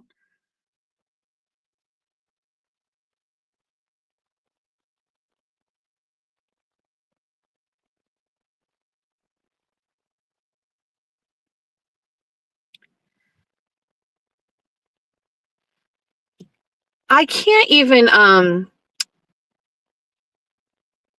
I just like instantly like this.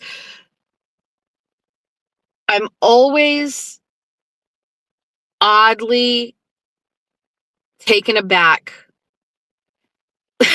Okay, here's the best way I can explain this. It's Friday. What's the date? I kind of feel like I lost a day in my life yesterday. Friday, April 17th. It's Friday, April 17th. And not one time today or yesterday or the day before or the day before that did I think about Nan Gallagher. I've never thought to go to her page. I never thought to look at her stuff. I never thought about talking about her or on anything. that is a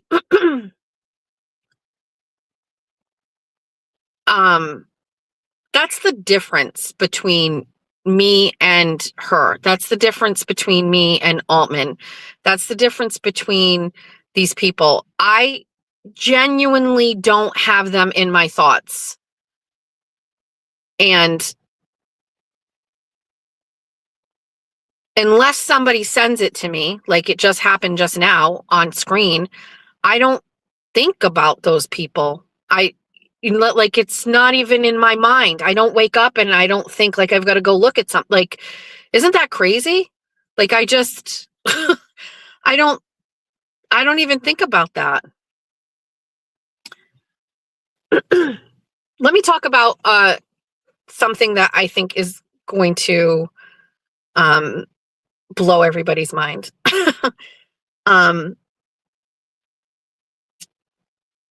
Fairy godmother Linda texted me yesterday because she was just catching up on some of my lives or whatever. Nobody hates Greg more than fairy tale godmother Linda.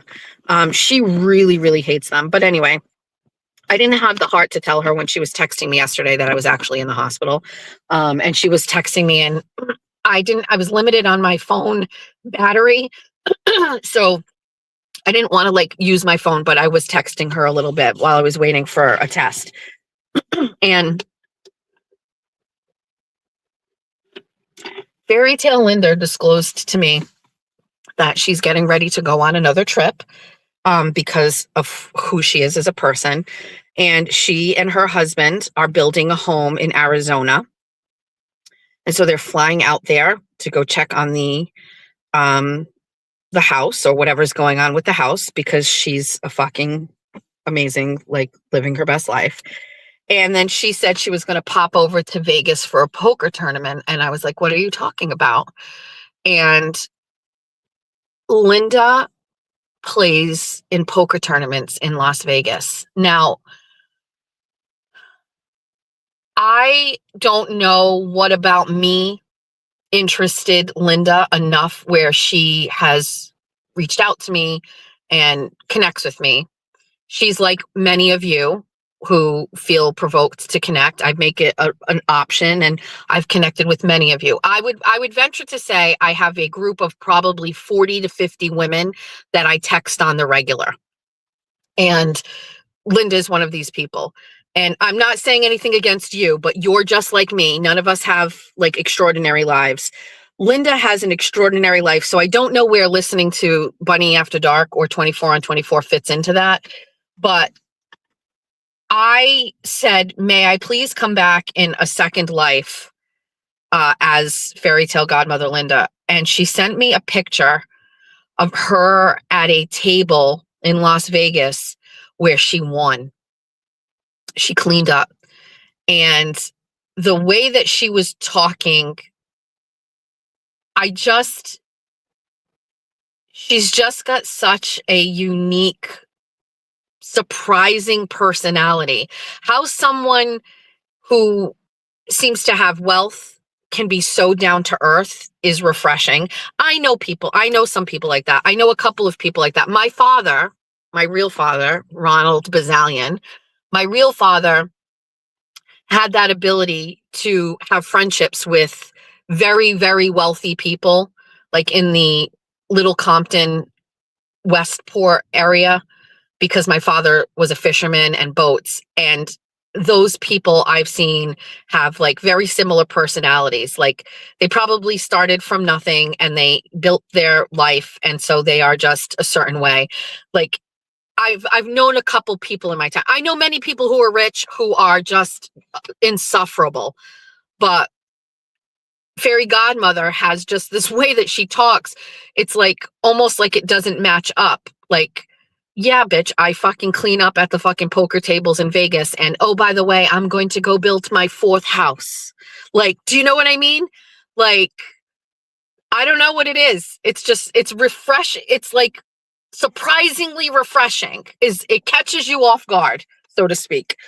And she's just hysterical. She's funny. She's a bad bitch, but she's also like classy. I don't know how you do it. I don't know. But I like love that first. So funny. She said the name of like, I can't even say something. So she said, but she said the name of like where she's building her house. And I put like asterisks Googling this or whatever. And she's very funny. I wish she lived over here. You know what I mean? Like Linda at the meet and greet we had would have been fucking fantastic. I want to address another thing too before let's start. We're down at the waterfront. I'm actually a little mad. I'm gonna go do it. I'm gonna shut the car off for a second. You guys know where I go, right? I don't know if the camera's facing, so I'm here. And I just sit here and I talk to you. Oh no.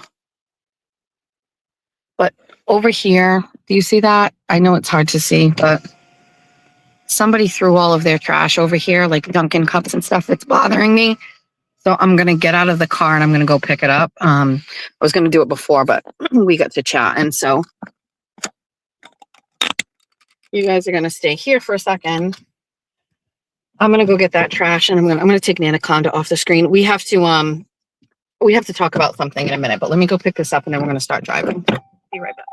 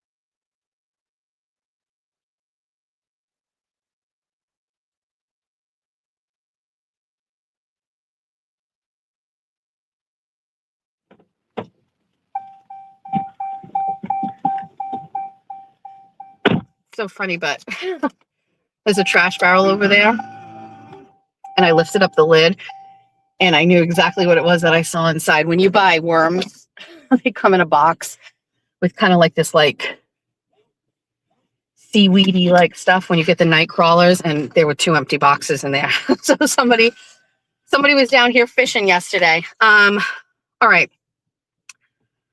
Hold on one second. Let me grab it. I saved it. I just don't know where. Hold on.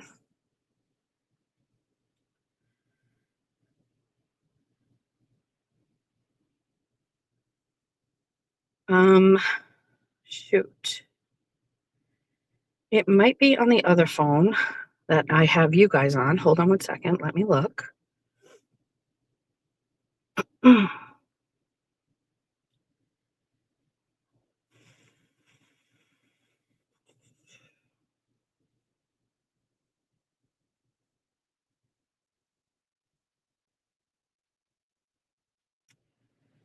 Give me one second. I just need to find this. Somebody sent it to me and I thought it was in a text message, but apparently it's not. So let me see if I saved it as a screenshot. I don't think I did that. So now I have to go and try to find their actual account on X. And I don't ever really type it in, so I don't know.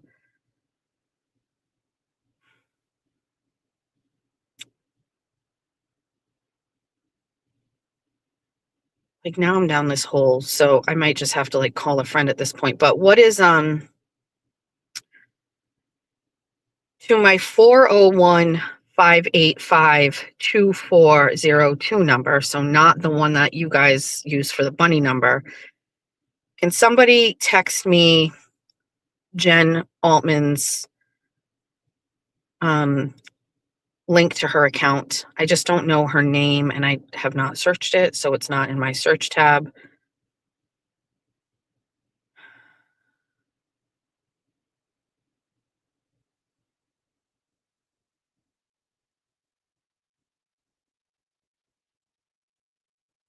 Sorry to have to even ask for that. I just don't know.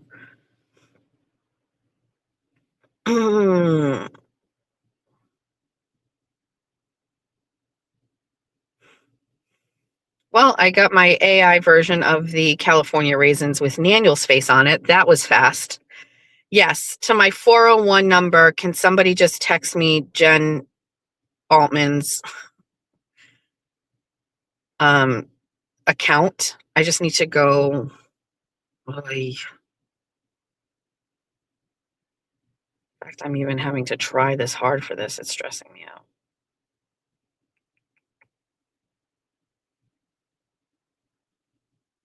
Jess Walsh has got me. I know. I can see her texting me. What you look in. What? This is her name. What you looking at? Okay. Let me pull this up. Oh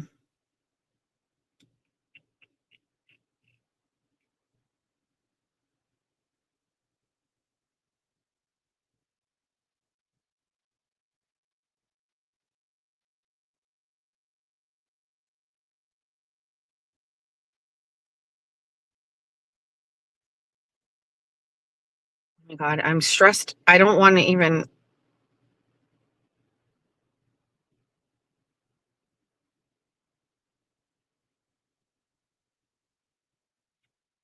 That's not working.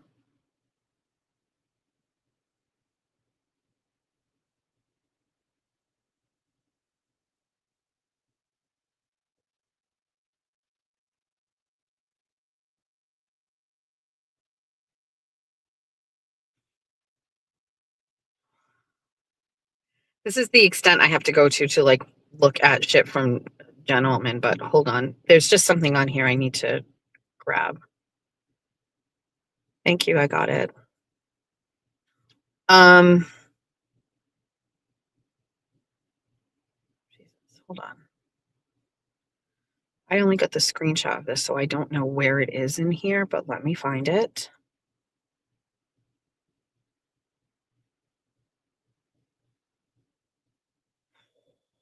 Fuck me, dude, this is exhausting.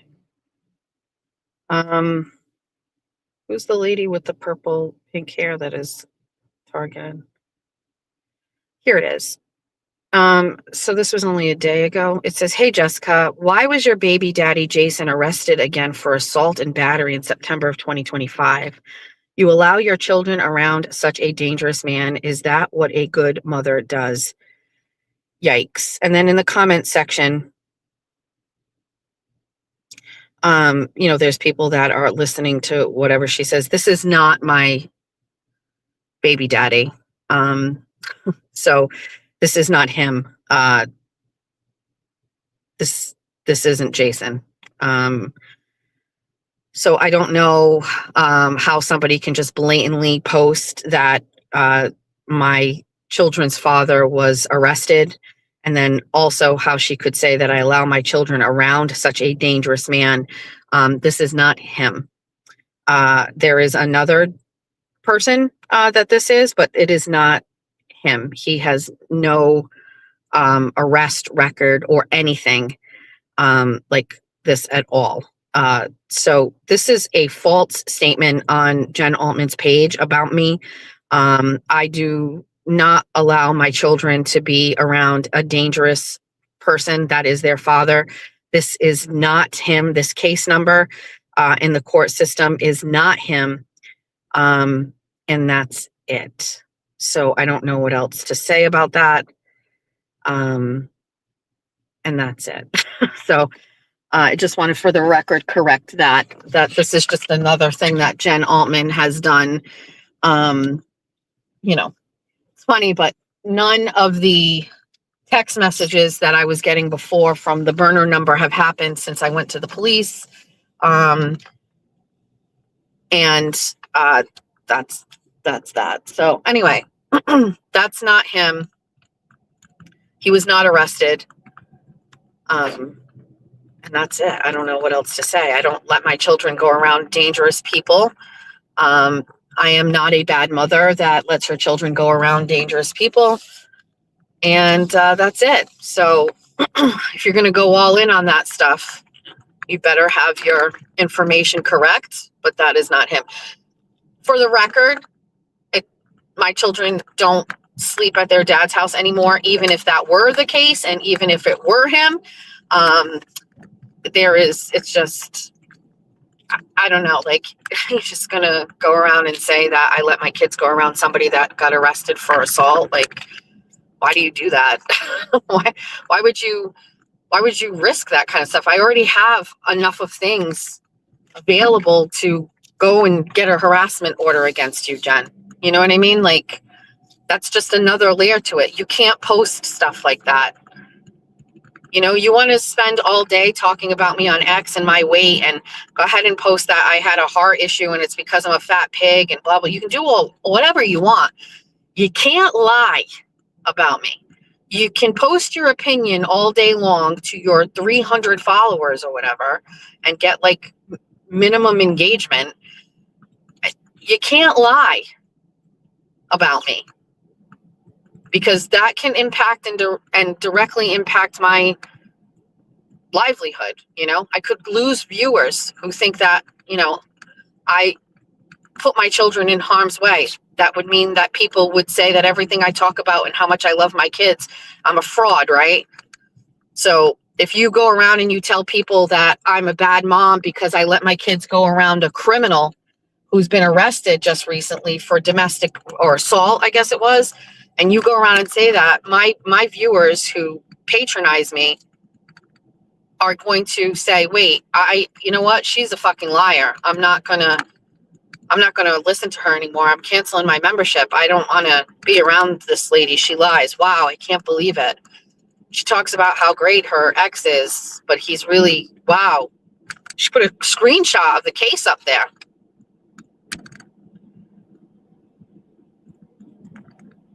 You know, you can't lie.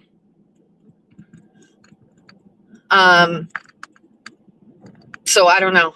That was brought to my attention. I just wanted to address it to my viewers and my listeners. That is not the case. That is not him. And it happens to me before.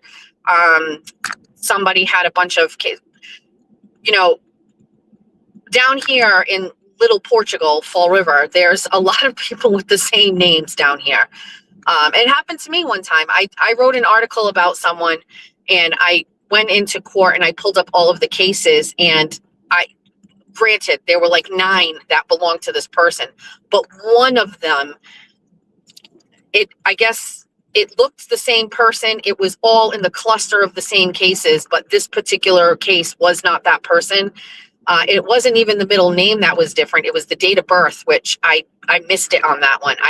We had to post a redaction because that one particular, now believe me, the other crimes were just as bad, worse than that one, but we had to post a redaction because I didn't, it was the wrong person. So it does happen frequently to people, but when you go and post that, like basically to try to, like, you know, defame me and discredit me, you know, you have to make sure you get those cases right, and it's not correct.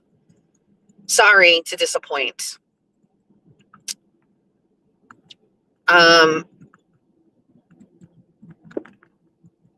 So today is Friday. We are going to have Bunny After Dark tonight. I'm low energy this morning. We may have a low energy Bunny After Dark tonight.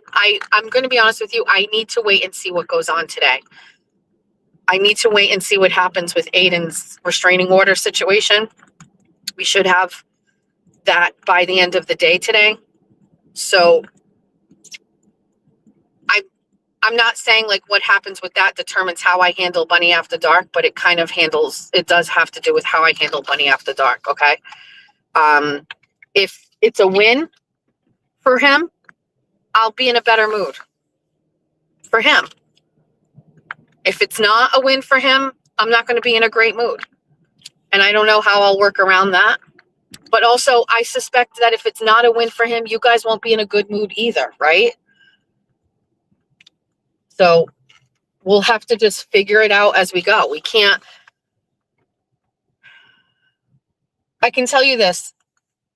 We will not be discussing 579 tonight. I'm not giving him that. I'm not giving him what he wants. So the people who are saying, oh, that's what he wants you to stop to no.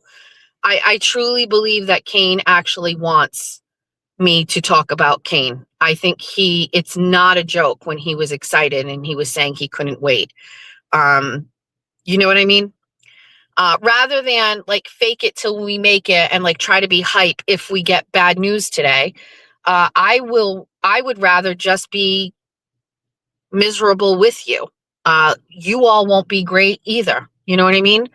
So what do you want me to do? You want me to plan a specific type of show and then we find out that she gets an order against him and he doesn't get his, and you want me to get on there and you want me to talk about like funny fucking shit? No, man, I'm not going to be in a great mood. You know what I mean? So I want to like manifest for the day that this is going to go the right way. I believe that he and Tim met their burden, and I don't believe that she did. But there's another thing that I will end with this for today. And in the past 5 years, right, ever since I started getting involved in small town politics that turned into big people problems like court cases and being arraigned and being charged and, you know, having your life unended and having restraining orders against me and people weaponizing restraining orders, you're all familiar with that. If you're new here, I had someone do the exact same thing to me, which was get a restraining order on me and then weaponize that and try to get my bail revoked. And many times, many attempts to try to get me in jail, from the smallest of things to lying and saying things were me that really weren't me. It was a very stressful, chaotic time. And what I have learned in the past 5.5, 6 years is this. Eventually, the truth comes to light. Sometimes it happens sooner than later.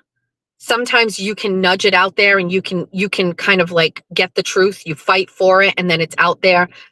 But other times, no matter how hard you fight, no matter what you think you can do, the truth just doesn't get out there. But eventually it does. Eventually it does. I had those moments, understanding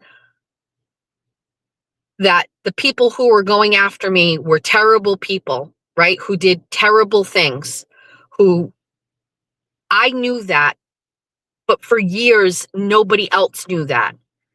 And then years, I'm talking years later, we learned through ways having nothing to do with me, like who these people are. I said this, the woman who got a restraining order against me, Shauna Geary, she got a restraining order against me. She got it extended twice. All during that time, made up lies to try to get my bail revoked, right? Or she charged me with violating the order and then made up lies to try to get my bail revoked so I would go to jail. She wanted me to go to jail. I held fast and I beat those things in court.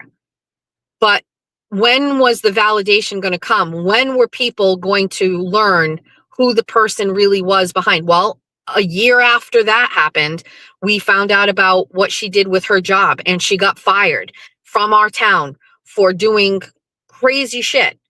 And we found that out through a lawsuit because there was evidence in the lawsuit that included an investigation into her.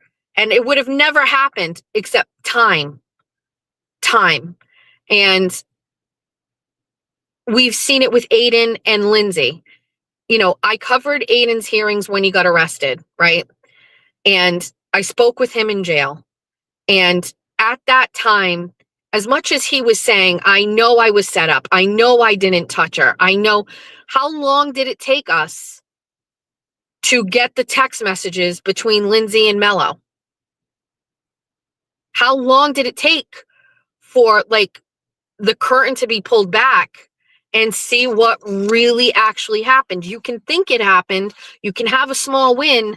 You can have a lot of people on your side. You can build that group of people on your side through, you know, being authentic or whatever. But how long did it take for us to really, really find out that Lindsay was working with these people to get him arrested? Do you remember where you were when you heard that? Do you remember the validation? Do you remember that, not even aha moment, because that doesn't even do it justice, but do you remember how it felt when you read the posts and you saw the texts and you knew what happened? That validation sometimes comes later. And what makes these things complicated, right, is that the person being impacted, whether it was myself then or Aiden, we have a way of doing things and saying things that's not common. We have a way of getting behind a microphone and I just run my fucking mouth about people. And that is something a lot of people like to say makes him like a scumbag, right? But it's not. He's not. No, he's no more so a scumbag than I am. They used to say, listen to how she talks, listen to her vulgar language. She uses cunt. She talks like this, right? That's me talking to you, to people, anybody who would listen. It doesn't make him a bad person. That's his style. That's what he does. That's how he gets his message out there. That's how he gets people to listen. There is a way you can get people to listen. You can do it the other way. You can do it softly and you can write it a certain way or whatever, blah, blah, blah, blah, blah. But it doesn't make him a bad person the way that he chooses to expose corruption. It's different. But they want to make you think that he's a loser, that he's you're a loser guy. You're not. How do you judge someone's character? He's a good dad. Bad husband, good dad. You know, this guy is under no obligation to wake up every day and fucking take on these stories. He could have a much easier life.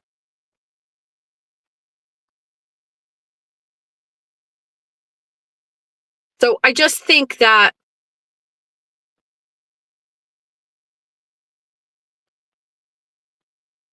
I don't know. I just think that he's an easy target.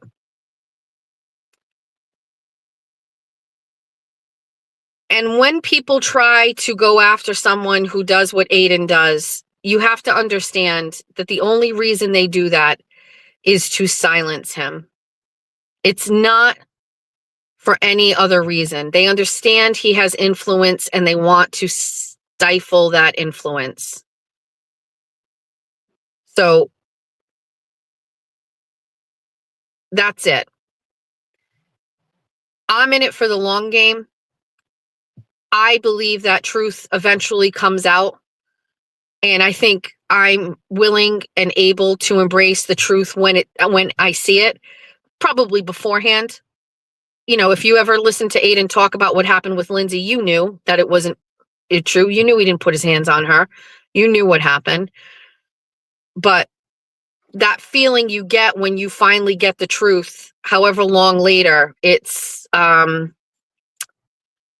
good. It feels good. It hurts sometimes. It's, you know, listen, the day the restraining order was lifted off of me and I listened to a judge, like, finally get this right, I fucking started bawling, doubled over. I was like crying. It was like release. It was like, finally, the day my charges were dropped, finally, you know, like, finally the truth is there. It takes so long sometimes. And you know what? I'll tell you what, at the end of the day, there are very, very fucking few people that can fucking handle it, and he can handle it. So my take is that he will get through all of this. He will get through the lawsuits. And that's it. Let me just take 1 second to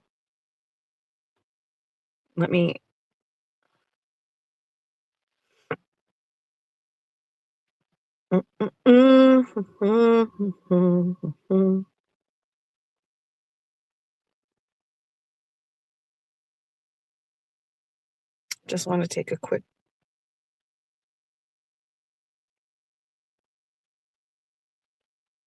I just want to text Courtney and ask when we're going to see a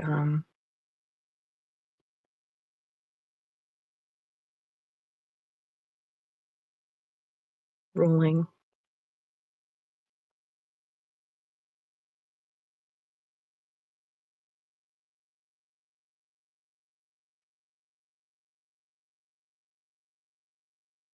Okay. All right. So I'm not sure what Bunny After Dark will look like tonight, but it we'll work through it in real time, together, and we'll do a show, and that's it. Georgia's back at school today. She's not feeling her best, but she's feeling better. While I was at the hospital yesterday, she was experiencing a nosebleed, which George's bedroom is on the third floor of our house, and it had been warm a couple days. The air up there was pretty dry. This has happened a couple of times in the spring, going back a couple years. So it was kind of sucked that she wasn't feeling great. I also wasn't here. Jeff worked all day yesterday. So this morning was really the time where I had to reassess her, take a look at her, check her temperature, really look at her face, look how she was feeling. And she felt like she wanted to go to school. She called out of work yesterday because she still wasn't feeling great. She's going to try to go to work today. She didn't want to miss school today because Maura Healy is at the school today. Essentially, Maura Healy is going around to see what makes Bristol Aggie so unique and why they don't and shouldn't participate in the lottery system. That's the gist of what's happening today. And I guess there's a delegation going with her. And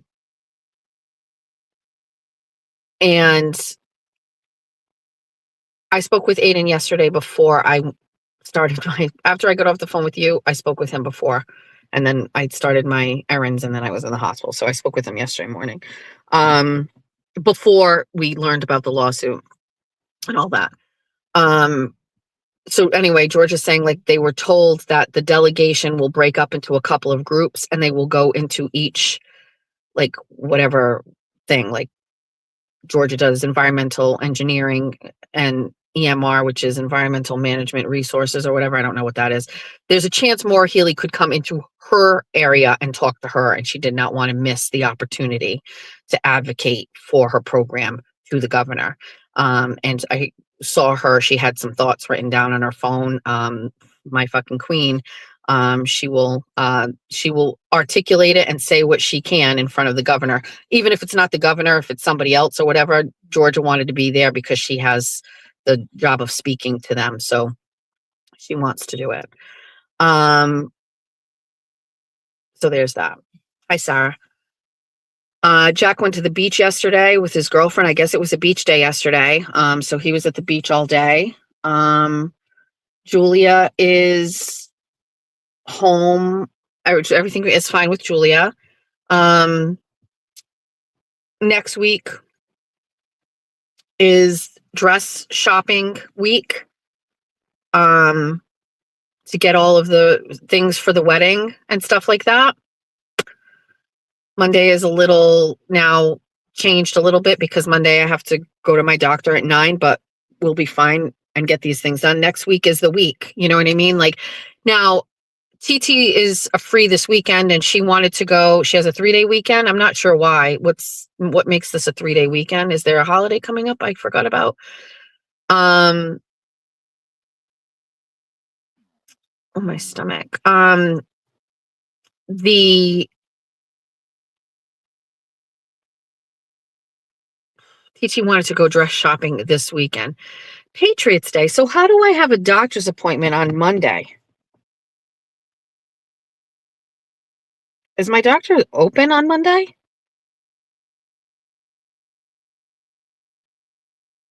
So Titi was saying, oh my God, Ashley, Mastiff Mama sent me exactly what I wanted. Oh my God. Oh my God. And so did Lou. Oh my God. Titi, are you listening? She said, you know, I have scheduled you a hair appointment for April 24th, right? Yes, I do. So that's Friday, I believe, right? I have a hair appointment. That's when we're going to start our hair journey so that my hair looks like a certain way for the wedding. Oh, it's a state holiday. It's not real. Okay. Okay. So Monday doctors, but then we've got to do, but TT wanted to go dress shopping this weekend. We can start. We'll see. Thank you, Mastiff Mama. It's perfect. It can't be on Tuesday. It's not Tuesday. TT's texting me. Anyway, so maybe we'll see what we do this weekend. I'm not really sure. Also, if we can think and send prayers to funeral lady. Her son has a surgery today. He's having his adenoids removed. And so just say prayers for funeral lady's son, that he has a peaceful, drama-free surgery. So that's it. So the next time you hear from me will be, listen, so I texted Courtney. As soon as we know, I will share with you. If it's, I don't know, maybe I'll go live and we can read the order together if we get it, like we did the Kelsey one. So just kind of make sure your notifications are set up on YouTube so that if I do go live unexpectedly this afternoon, that you get the notification. And then Bunny After Dark will be, it's going to be played by ear. We're definitely going to do it. Let's make it for 7:30 instead of 7. Okay. And then we will do a show, but we'll just figure out what it's going to look like. But I can tell you it's not going to look like anything related to 579 because he doesn't deserve it, quite frankly. He made a decision and that's it. And he's going to never be able to get himself out of the hole that he's in, which is no views. Keep in mind, Kane was on the Minifan Network, so that if somebody clicked on the Minifan Network YouTube channel, there was a chance that Kane's show would be live on there. So a lot of people would go to that network on YouTube, that channel, just to look for shows that related to the Minifan Network. Kane left there because he thought that he was better than them, and he started his own channel. He also wanted to be able to monetize and make money off of it because he got a taste. And so he left there. And so now he does not have a show on the Minifan Network. Nobody can find his show. Nobody watches his show. And it's never going to pop up on your algorithm because it gets no views. And so we don't really have to do much of anything, to be quite frank. So there's that.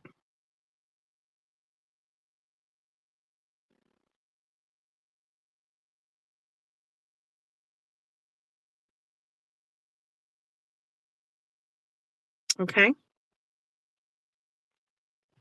Who knows? I don't know. I can tell you this. I always do my best to give you the best shows that I can give you, especially for Bunny.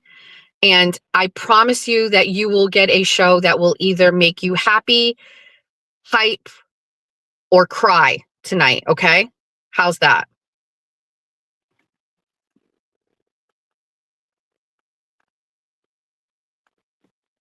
Okay?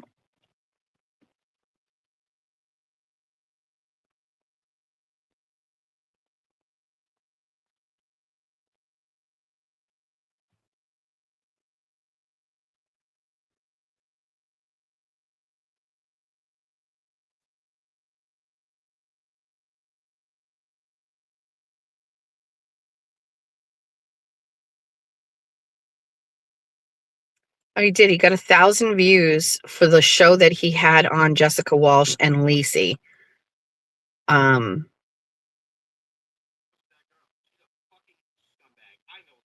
Yikes.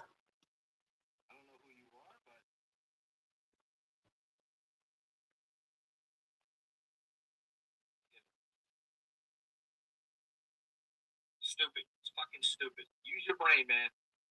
Come up with something better. Attack things that are actually relevant. He's just so gross. Like he's gross.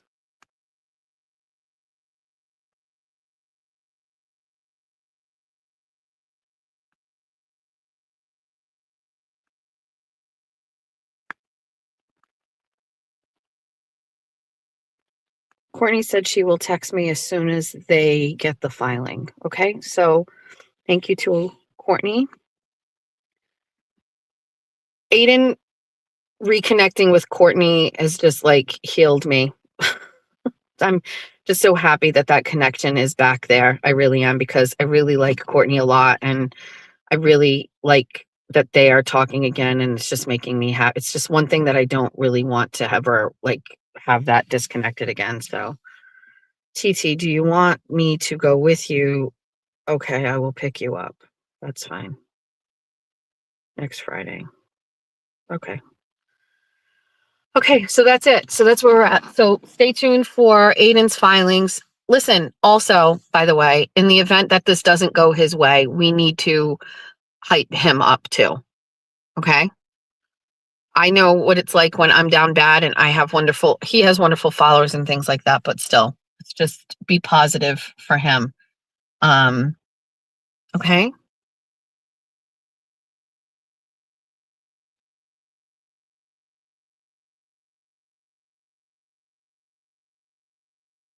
Just a moment in time.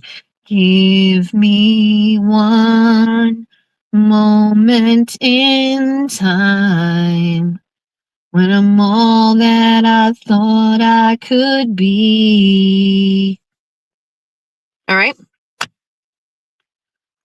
All right. Hi, Lacey.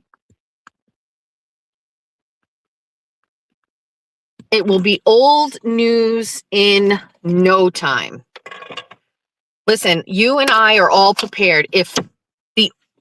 Even if it goes, listen, everybody knows the options. No orders for everybody, orders for both of them, one order against him or one order against her. It doesn't matter. It doesn't matter.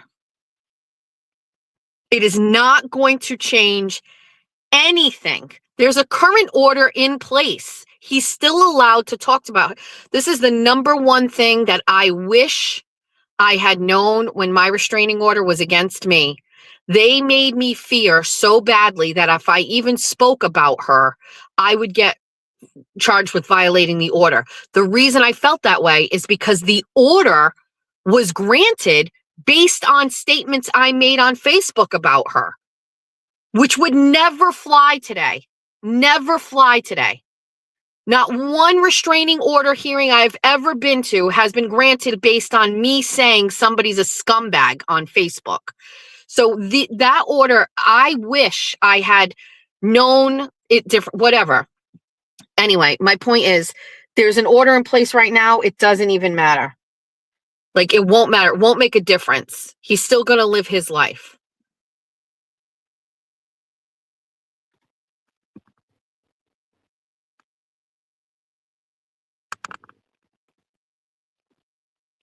Meredith will terrorize him.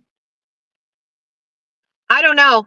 I mean, I think it's been said, but like, Meredith used all her cards. She had an arsenal. She had an arsenal against him that she was able to acquire through her relationship with him.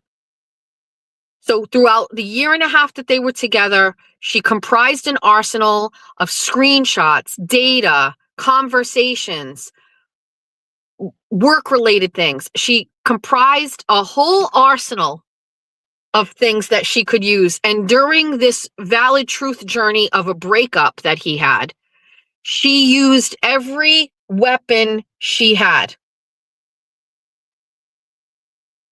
She waited, and I would venture to say she was strategic about it. She was strategic. And she released or used each weapon accordingly based on how things were going. It culminated in him going in and doing this, or her doing this. Like, that was her last step, right? Like, that was her last weapon. And that's it now.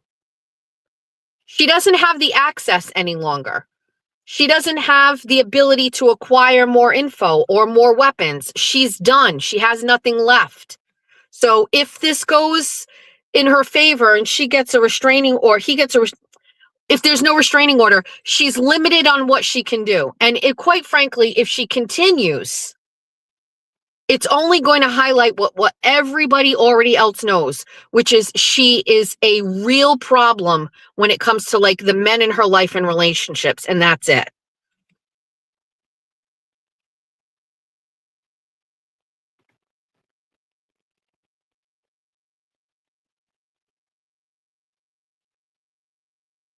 One of the things somebody just said about cameras, alarm systems, I'm going to tell you something.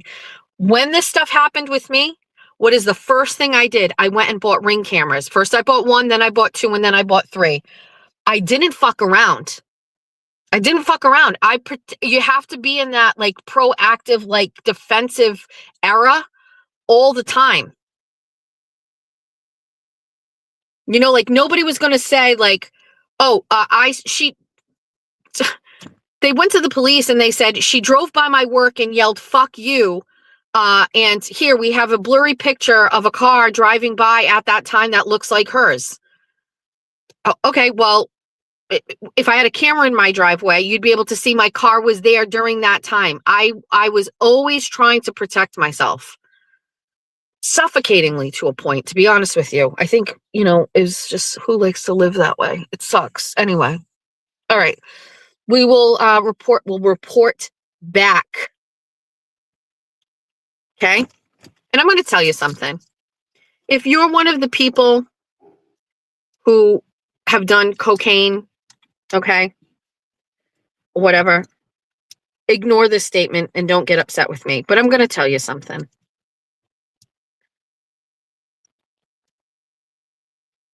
Meredith O'Neill has a child. She had a job. And it doesn't matter if I've been around cocaine or not. I've never felt provoked to participate in doing drugs ever, but more importantly, as a mother. And that's it. And I'm sorry if that, backhandedly judges any of you, but Meredith O'Neill under oath admitted in a courtroom that because somebody brought a bag of Coke to her house that she did a line of it. And I just felt that was just ew. You know what I mean? Just ew. I don't know what's worse, that you did the line in your apartment or that your reason for doing it is because somebody else was there and like as a grown adult and woman, you felt peer pressure to do it. It was a tiny little line. Okay. All right. Okay. Got it. Gotcha.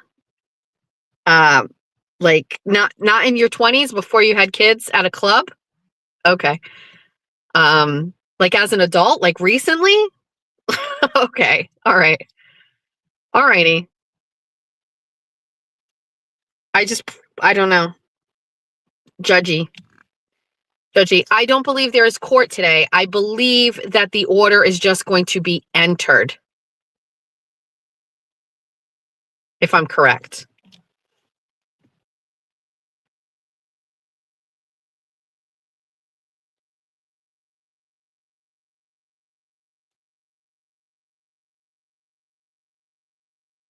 Oh, Micmac or whatever. Yeah, I agree. Can you imagine doing cocaine in the world where there's fentanyl? That's Jesus Christ. As a mom, as a mother.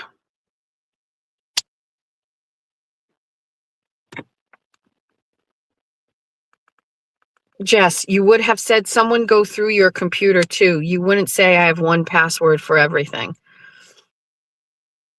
Well, Aiden has clearly like,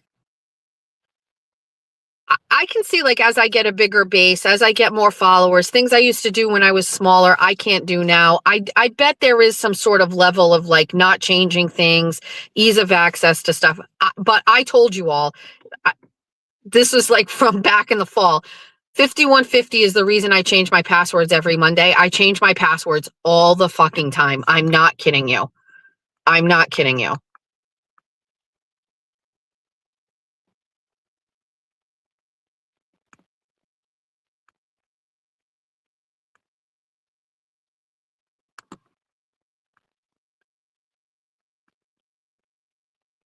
Somebody said I had one password, very careless. Oh, no.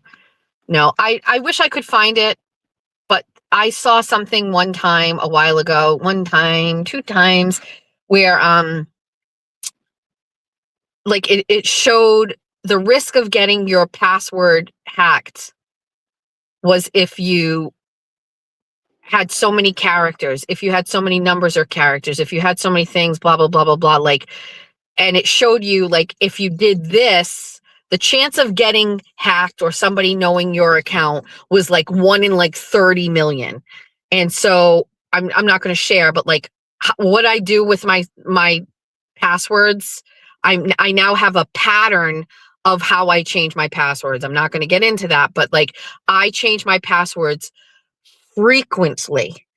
Also, I've had recently people attempting to get into my Instagram account and all of those things. And so I have 2-factor on everything. It's a pain in the ass. It really fucking is. Because I just, somebody said to sentences, you're getting close to what I do. You're getting close. So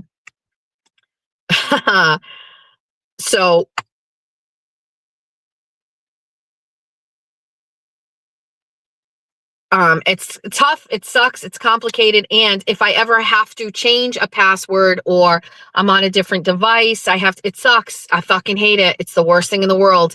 But I'm going to tell you something. Nobody is ever going to fucking get in my shit. Nobody. Because it's so crazy tight. It's tight. There's every tool out there for you. 2-factor on every single solitary thing. I get more, here are your 1-minute codes on my phone than anything, because I'm constantly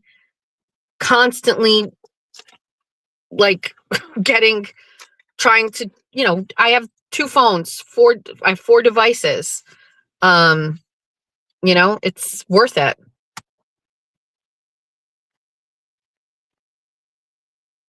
And I also have a way of remembering my changing of passwords and where I keep that. And that's also different and unique. So, well, I used to joke that nobody would want to steal my identity because my credit score was so bad. It's like only people who are rich with fairy tale Linda needs to worry about her stuff getting hacked for those reasons, right? Not somebody like me in the rebuilding stage of my life, but more importantly for me, just like with political things, I was always very concerned about people getting into my phone and getting information. But I lean on, I hate to say it, but phone conversations or in-person conversations are the way to go for me with a lot of my stuff. And it is turned out to be the best thing in sometimes where we have in-person conversation is best. No, you cannot order from Temu. No. I don't really even like ordering from Shein. I've done it a couple of times years ago. Julia was really into Shein. I'm not sure she is anymore. I remember reading about Shein. Let me pull it up for you and see if I have it. Shein is crazy. So I went down a deep hole. Did I write about it?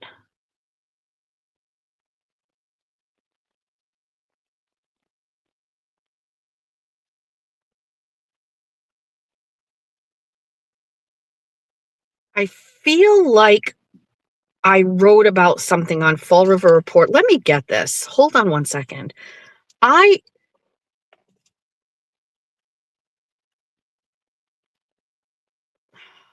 Fall River Reporter, Jessica's stories. Hold on. Let me get this.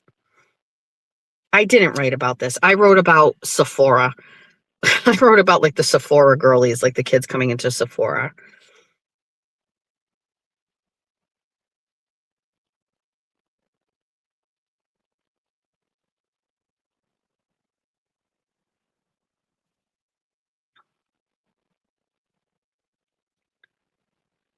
So Shein is in China. It's a Chinese-based company, and it does not allow people in China to buy its products. It's like export only. And it's crazy because I went down like this crazy hole about like Shein's success. And Shein was nothing here before COVID. I know I have this all saved somewhere, but like I was down this crazy hole about what were the, now let's just do it.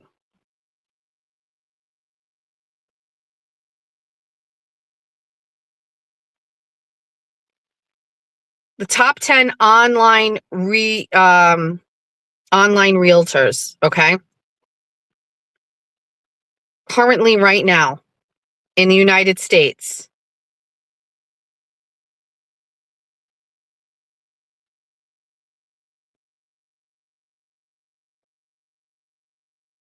Is Amazon is obviously number one. No, this is the way that they did it wrong. Okay, I'm going to spitball it here without like looking on my phone or whatever. Here's where I'm at. So here's where we are. Like during COVID, Shein came out of nowhere and turned into like a fucking mega brand, okay? Their products are crazy. They are made with cheap labor. They are made with chemicals, and nobody in China is allowed to buy Shein, okay? Nobody is allowed to buy Shein in China. They would never there. They're not going to buy that shit. They just ship it out to us. And they became like a dominant top 3 retailer. Now, Temu has taken over. And Temu is now like the in the top 10 for what they do. Many years ago, I did a deep dive into why our it's not that deep. Why is our clothing made? Why is the majority of our clothing coming from other parts of the world and none of it is from here? And I have a real problem with this cycle that we can't seem to get out of, but it really goes back to like the Kennedy administration, and opening up the trade. But just, prior to the Kennedy administration, 99.1% of all of the clothing worn in the United States was made in the United States. And currently right now, it's the opposite. Less than 1% of the clothing that we wear in the United States is made in the United States. And that's it. And I have a grandmother who worked in the mills in Fall River her whole life. Fall River was like the cotton, cotton maker of the world. Fall River is full of old mills, and cotton and fabric and things were, being manufactured here. And my great grandmother was the cotton queen. But if you're from this area or maybe somewhere else, I don't know, many of you have family members that worked in the mills, making clothing. And now none of it is made here. A lot of it is made with fabrics other than cotton. I don't know if anybody knows, but Lululemon is under investigation right now. And by the way, BlackRock, I believe, owns a portion of Lululemon. But what they're saying is that there are like these plastics in Lululemon clothing that get absorbed into the body that are a health concern. And, so Julia wears Lululemon. I just bought her a Lululemon set for her birthday, right? I think just like, and I'm not saying it's the pressure, it's just like my daughter follows a certain aesthetic and that's part of it and that's it. And so she gets it and, whatever. But these forever plastics that are being absorbed, I don't want to talk to Julie about it because I know once I do, she won't wear them. But It's just another layer of like things that are going into your body that are just, I don't know, like, I understand we all live lives and the inertia of life and all of these things. Like, look, I dye my hair, box dye, right? Like I don't get my nails done. I just think there's so much stuff that we put near our bodies that's so bad. And I'm definitely not someone that's trying to live a life differently than that. But when you start thinking about it, when you start going down a hole, like if I'm China and I want to fucking destroy the United States, I'm not going to drop bombs. I'm going to fucking make a company that makes products that are cheap and easily accessible, and that like can kill you. That's the fucking warfare. It's a fucking online retailer warfare. That's how they fucking kill you. That's how they get you. That's it. These other countries are able to really infiltrate our lives and hurt us through this stuff. You know what I mean? It's hard to think about, but I don't want to think about it. That makes my head hurt. I don't know. Very hard to think about because it's like almost not even our fault, you know? It's tough. And then, say you want to buy product or clothing made here with, properly sourced wool or cotton or whatever, right? The cost behind it is so extraordinary that it's hard to do. Now, one could say for one good shirt with properly sourced wool or cotton, you can buy 10 shirts from Temu that aren't going to last. And you've got that one shirt that will. And perhaps now at a certain point in my life, I can say, well, I can have just this one shirt and wear it all the time. And, don't I say I love to go get a new shirt when I'm going somewhere new, right? Like, back in the 90s, you went to fucking Rainbow Shop to buy a new shirt to go to the Eagle on a Thursday to listen to Bob's Day Off or What Matters. I get it. However, let me give you a perfect example. There is a brand called Kyle James Patrick, and I don't know if anybody here knows who they are. Do you guys know?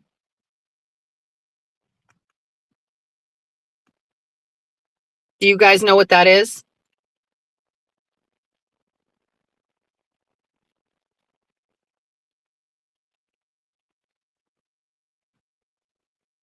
All right. So if you're on X or on Instagram, X in particular. All right. So let me get you the exact handle so you can go and get it. Okay. Oh my God. I'm so excited. Some of you may know, some of you may don't. Okay. So you have a homework assignment. I hate to use that because I don't want to copy my boy Jimmy, but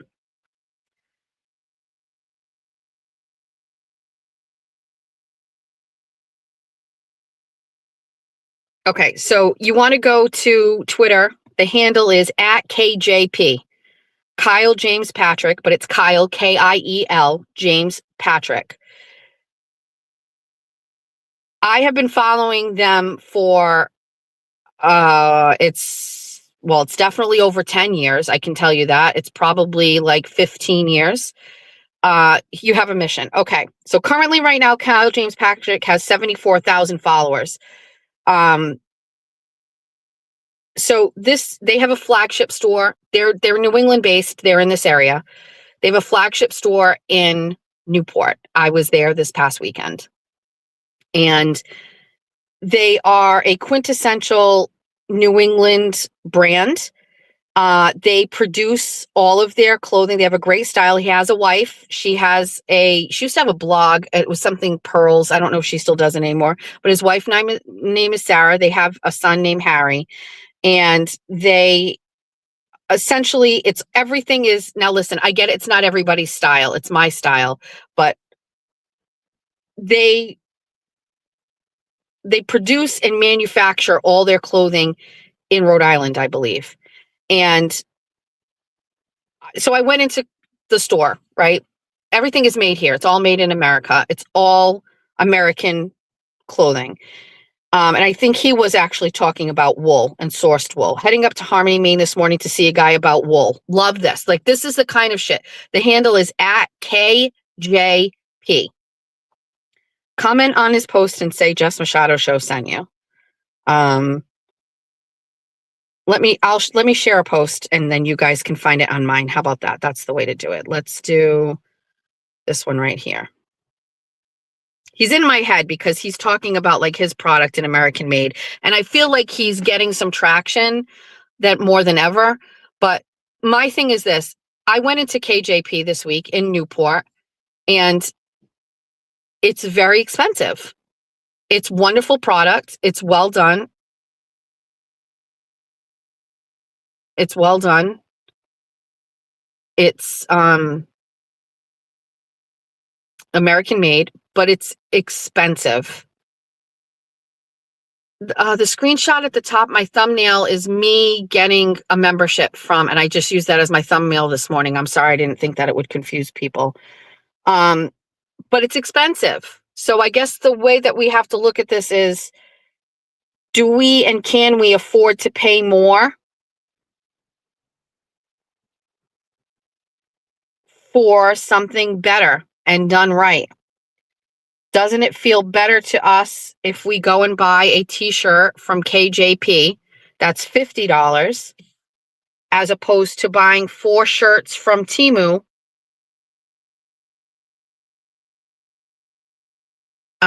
for $25, right? How hard is that? There have been times in my life where I would not be able to afford one t-shirt and I would have to go to Walmart and buy a t-shirt for $8. I guess if my point is, if I am thinking about it, maybe I should be doing things a little bit differently. I don't want to get that deep. Does that make sense? If you are in Newport, go to KJP. It's down in the Bowens Wharf area off of it's like down the bottom off to the right. It's absolutely beautiful. It fits. It looks as if it's been there forever. It hasn't been, but it is the perfect spot for it.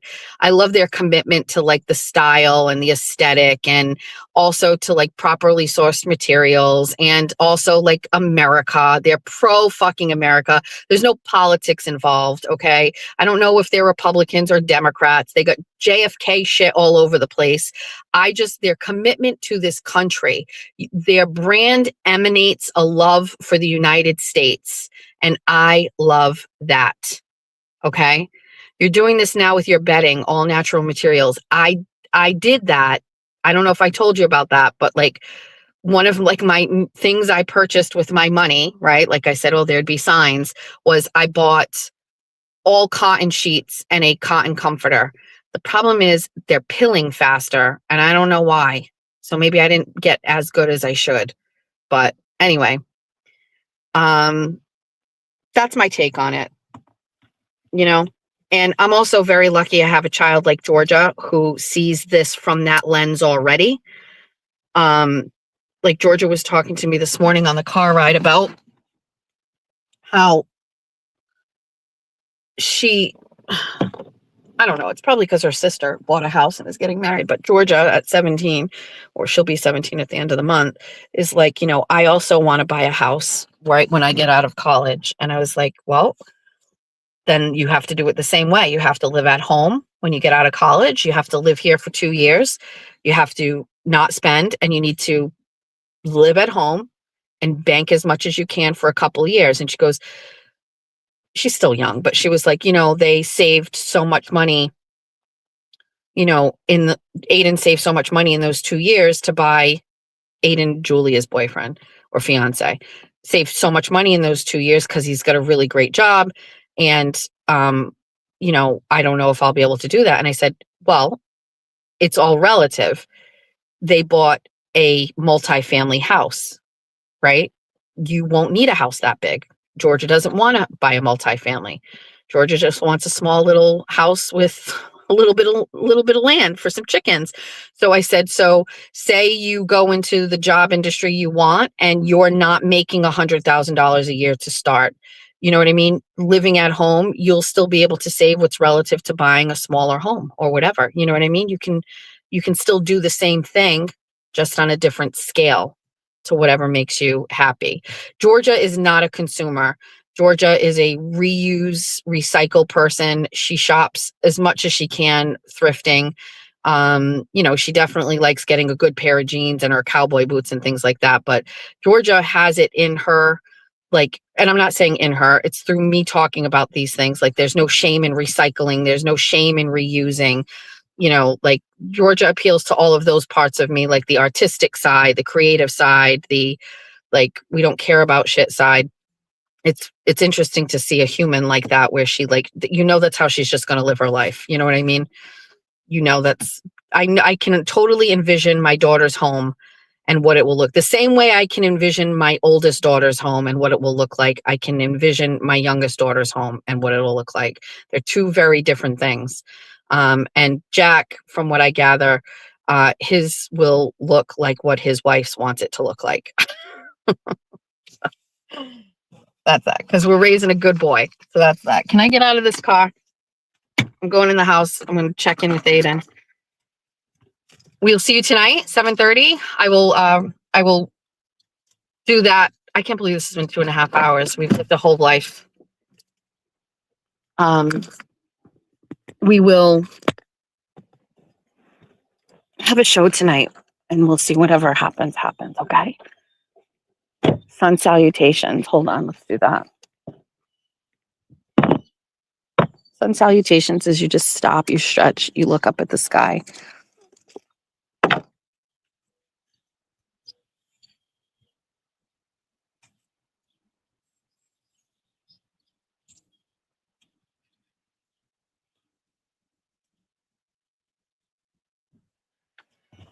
Okay, that's it. I'll see you guys later. Let's listen to Jimmy's best song he's ever written.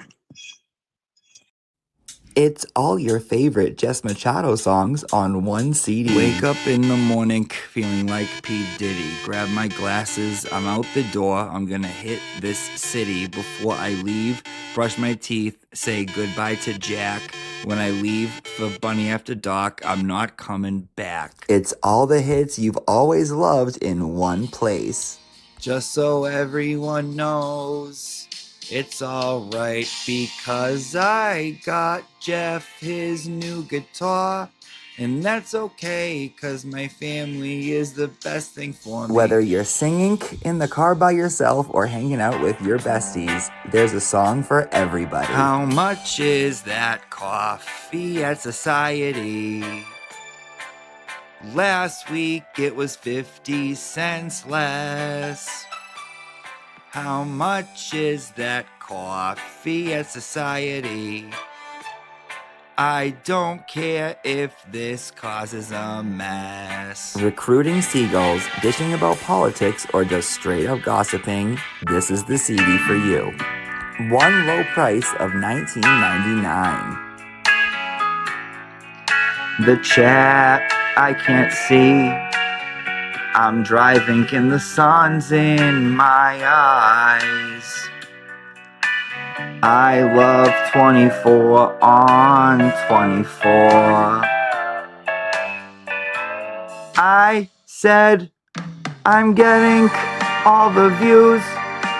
Sorry, Brian and Crawford. I told you before, don't fuck with me. I'm a Fall River whore. Don't fuck with this Fall River whore. All songs, all decades, all moods, all Jess. I got a new life, you'd hardly recognize me. I'm so glad that Kayla Churchill and Jen Altman are not in my life. I don't care about all of my stupid haters. That is right. Eat my asshole. I saw the sign. It opened up my eyes. I saw the sign.